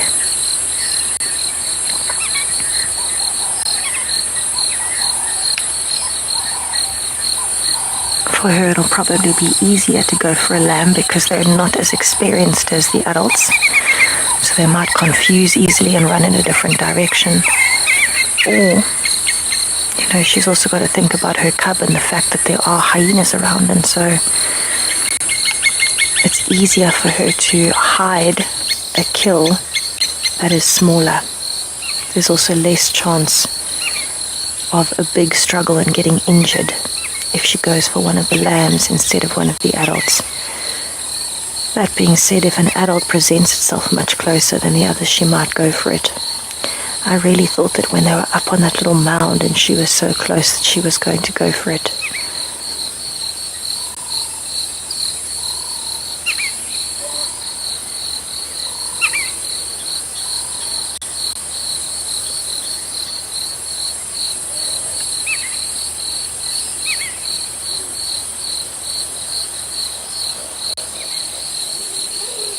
You can hear a lot of the hippos from Chitwa Dam. The impalas are increasing the gap slowly.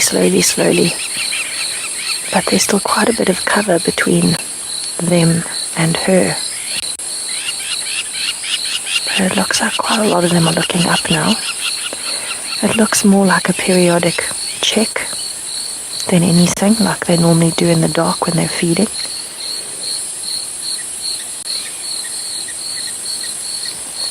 But you just never know.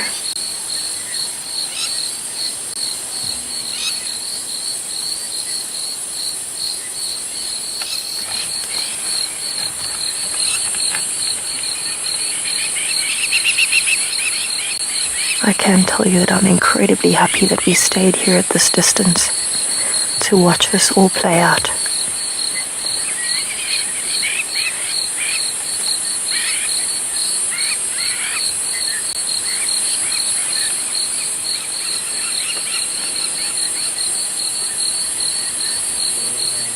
I keep thinking I see movement, but I think it's my brain, because I want to see movement, but eyes are seeing movement.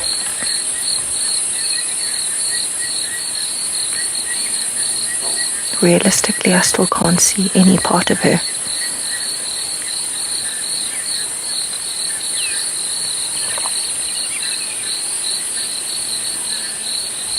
I can't believe how quickly she covered that first half of that distance. She did not take long at all. She was just so practiced in her stalking that they didn't even notice. Really shows you how soft those pads of her feet are.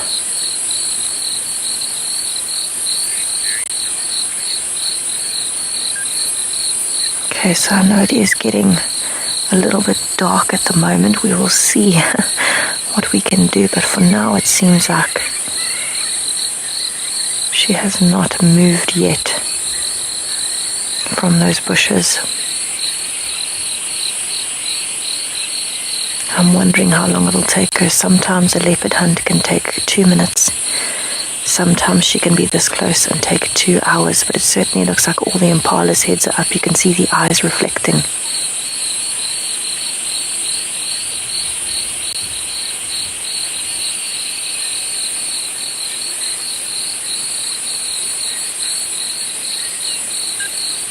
Alright, we're going to wait here for a little while longer and just see what happens. Hopefully Kuchava manages to find herself some dinner.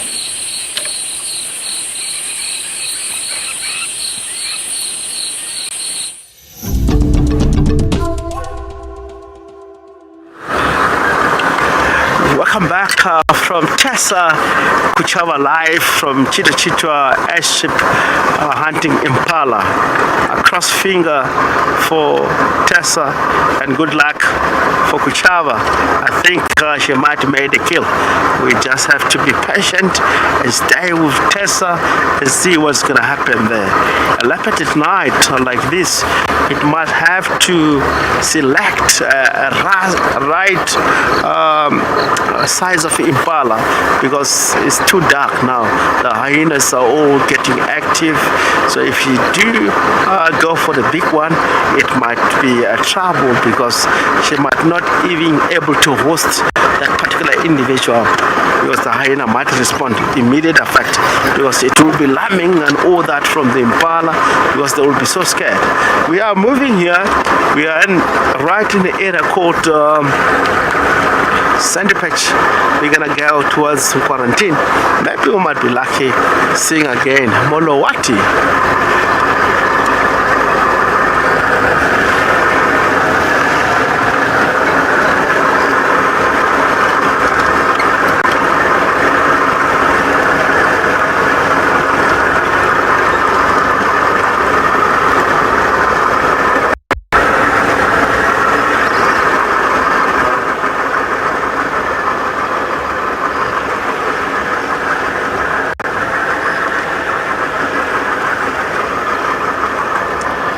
Nothing much in this road. There's no tracks to show even pride of lions are not yet into the area.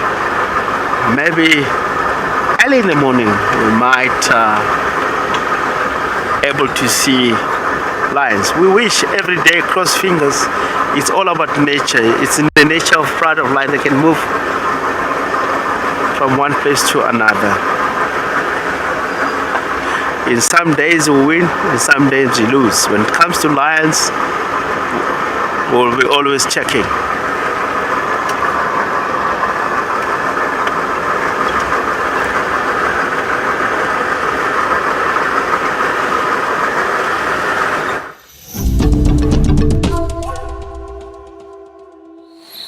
Okay, so after some very careful maneuvering in a very long loop in the opposite direction, I've managed to edge a little bit closer so we've got better access with the infrared light.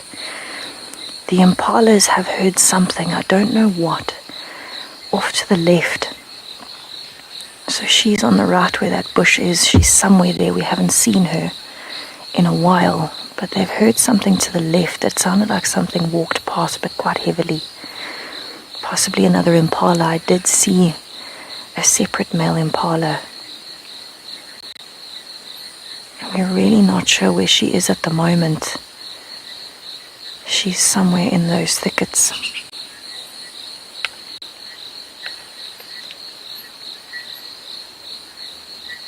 I can hear the hippos.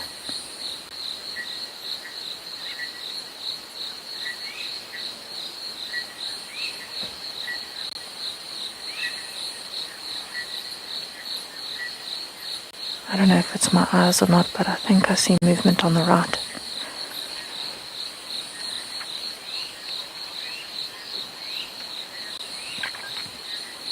Vicky, I agree. I think Kuchava has definitely got this. I don't know if we will actually end up seeing it. It can take so long for a leopard to make the final decisions. She's done the groundwork and the legwork to get really close. And now it all comes down to fine-tuning. And fine-tuning is the hardest part. It really, really is. She's got to make sure the wind is still with her, that they can't see her, they can't hear her, and she's got to be able to get close enough. Because remember, an impala is actually faster than a leopard. She's got to make sure she's close enough in this open area that when she jumps and they see her, she's close enough that she can grab one before they run. And for a leopard, that could be anywhere from right on top of them to about 10 meters, probably maximum, in an open area.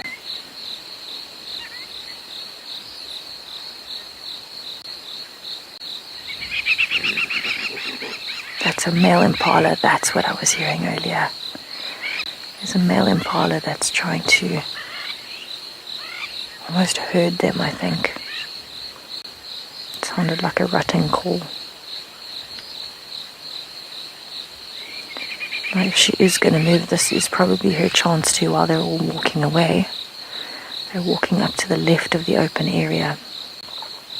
So I'm sure she will end up moving sometime very soon to follow them.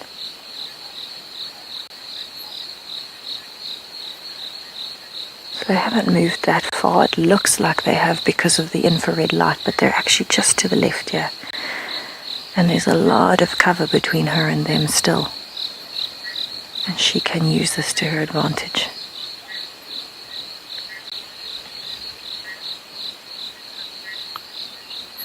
So this is one of the biggest games of patience you can ever play in the bush, is watching a predator stalking. And Kuchava could change in a second. She should run, she could run in a second. In a flash it might be over. But she could also be here for 3 hours. And I'm hoping we get to see some action before the time comes that the drive ends. But you just never know.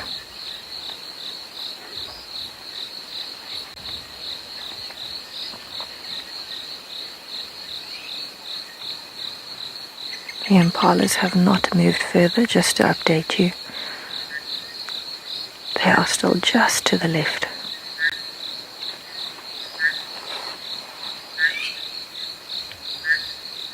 I wonder if she's not sitting somewhere just behind one of these bushes watching them. She might not be flat on her stomach anymore if they've moved further off. That's the male impala again. He'll do that to discipline the females. If one of them gets too far away, he'll chase them and make that noise. He might also make that noise to show dominance if there's any other males around. There the impalas there. Still just standing and feeding behind this marula tree.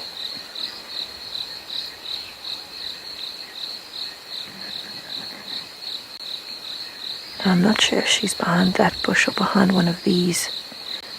Ah, there we go. Darren, you biscuit, that was amazing. There she is. Kuchava, the ultimate huntress.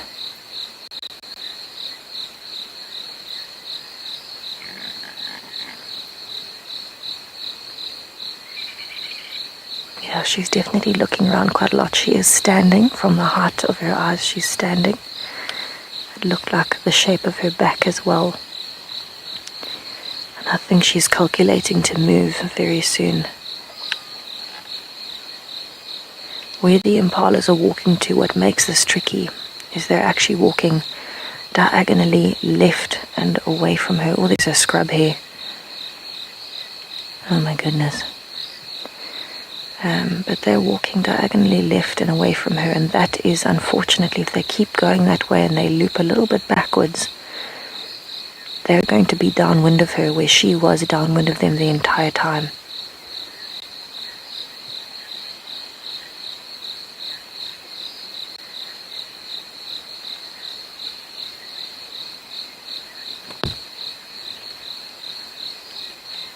So I think she needs to, well, she probably knows she needs to make a decision pretty quickly, because with the wind direction changing, she might, oh, there she comes. She might struggle with the wind direction changing now, or the advantage anyway changing. Oh, she is beautiful.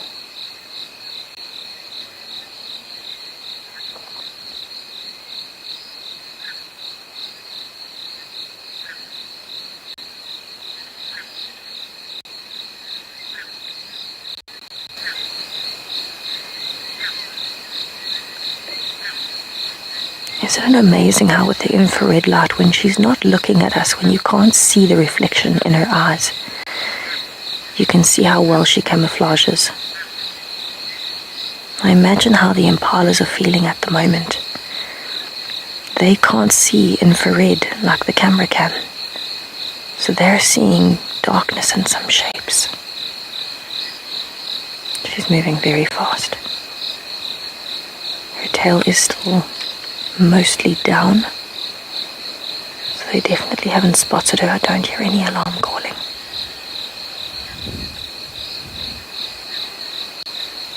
She's flattening herself again.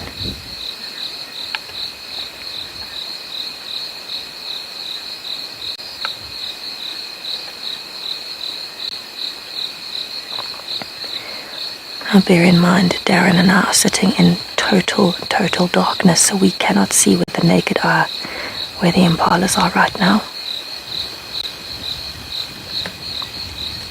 But she is covering ground like an absolute beast. Okay, so the impalas are somewhere here to the left.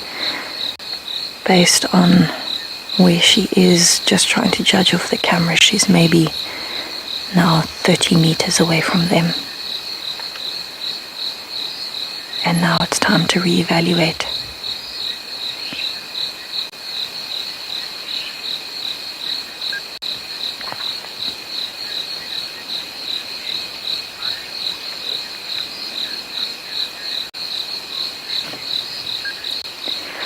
Leslie, your comment makes me so happy. I'm very glad that I get to share something like this with you after 2.5 years of watching, and you get to see something as special as this.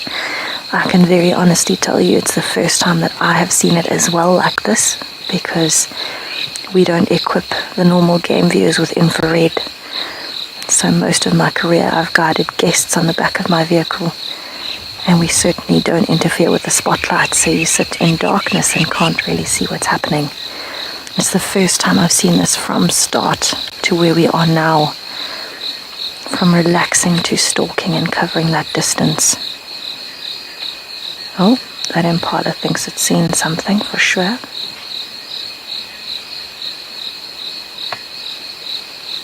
And she is still sitting in those bushes, it seems. That's why she stopped. I think the impala looked at her.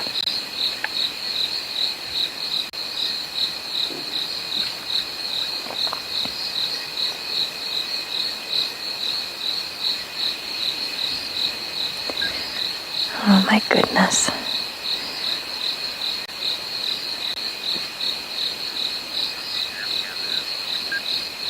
Wow, that's amazing. A leopard has just popped up on the dam cam.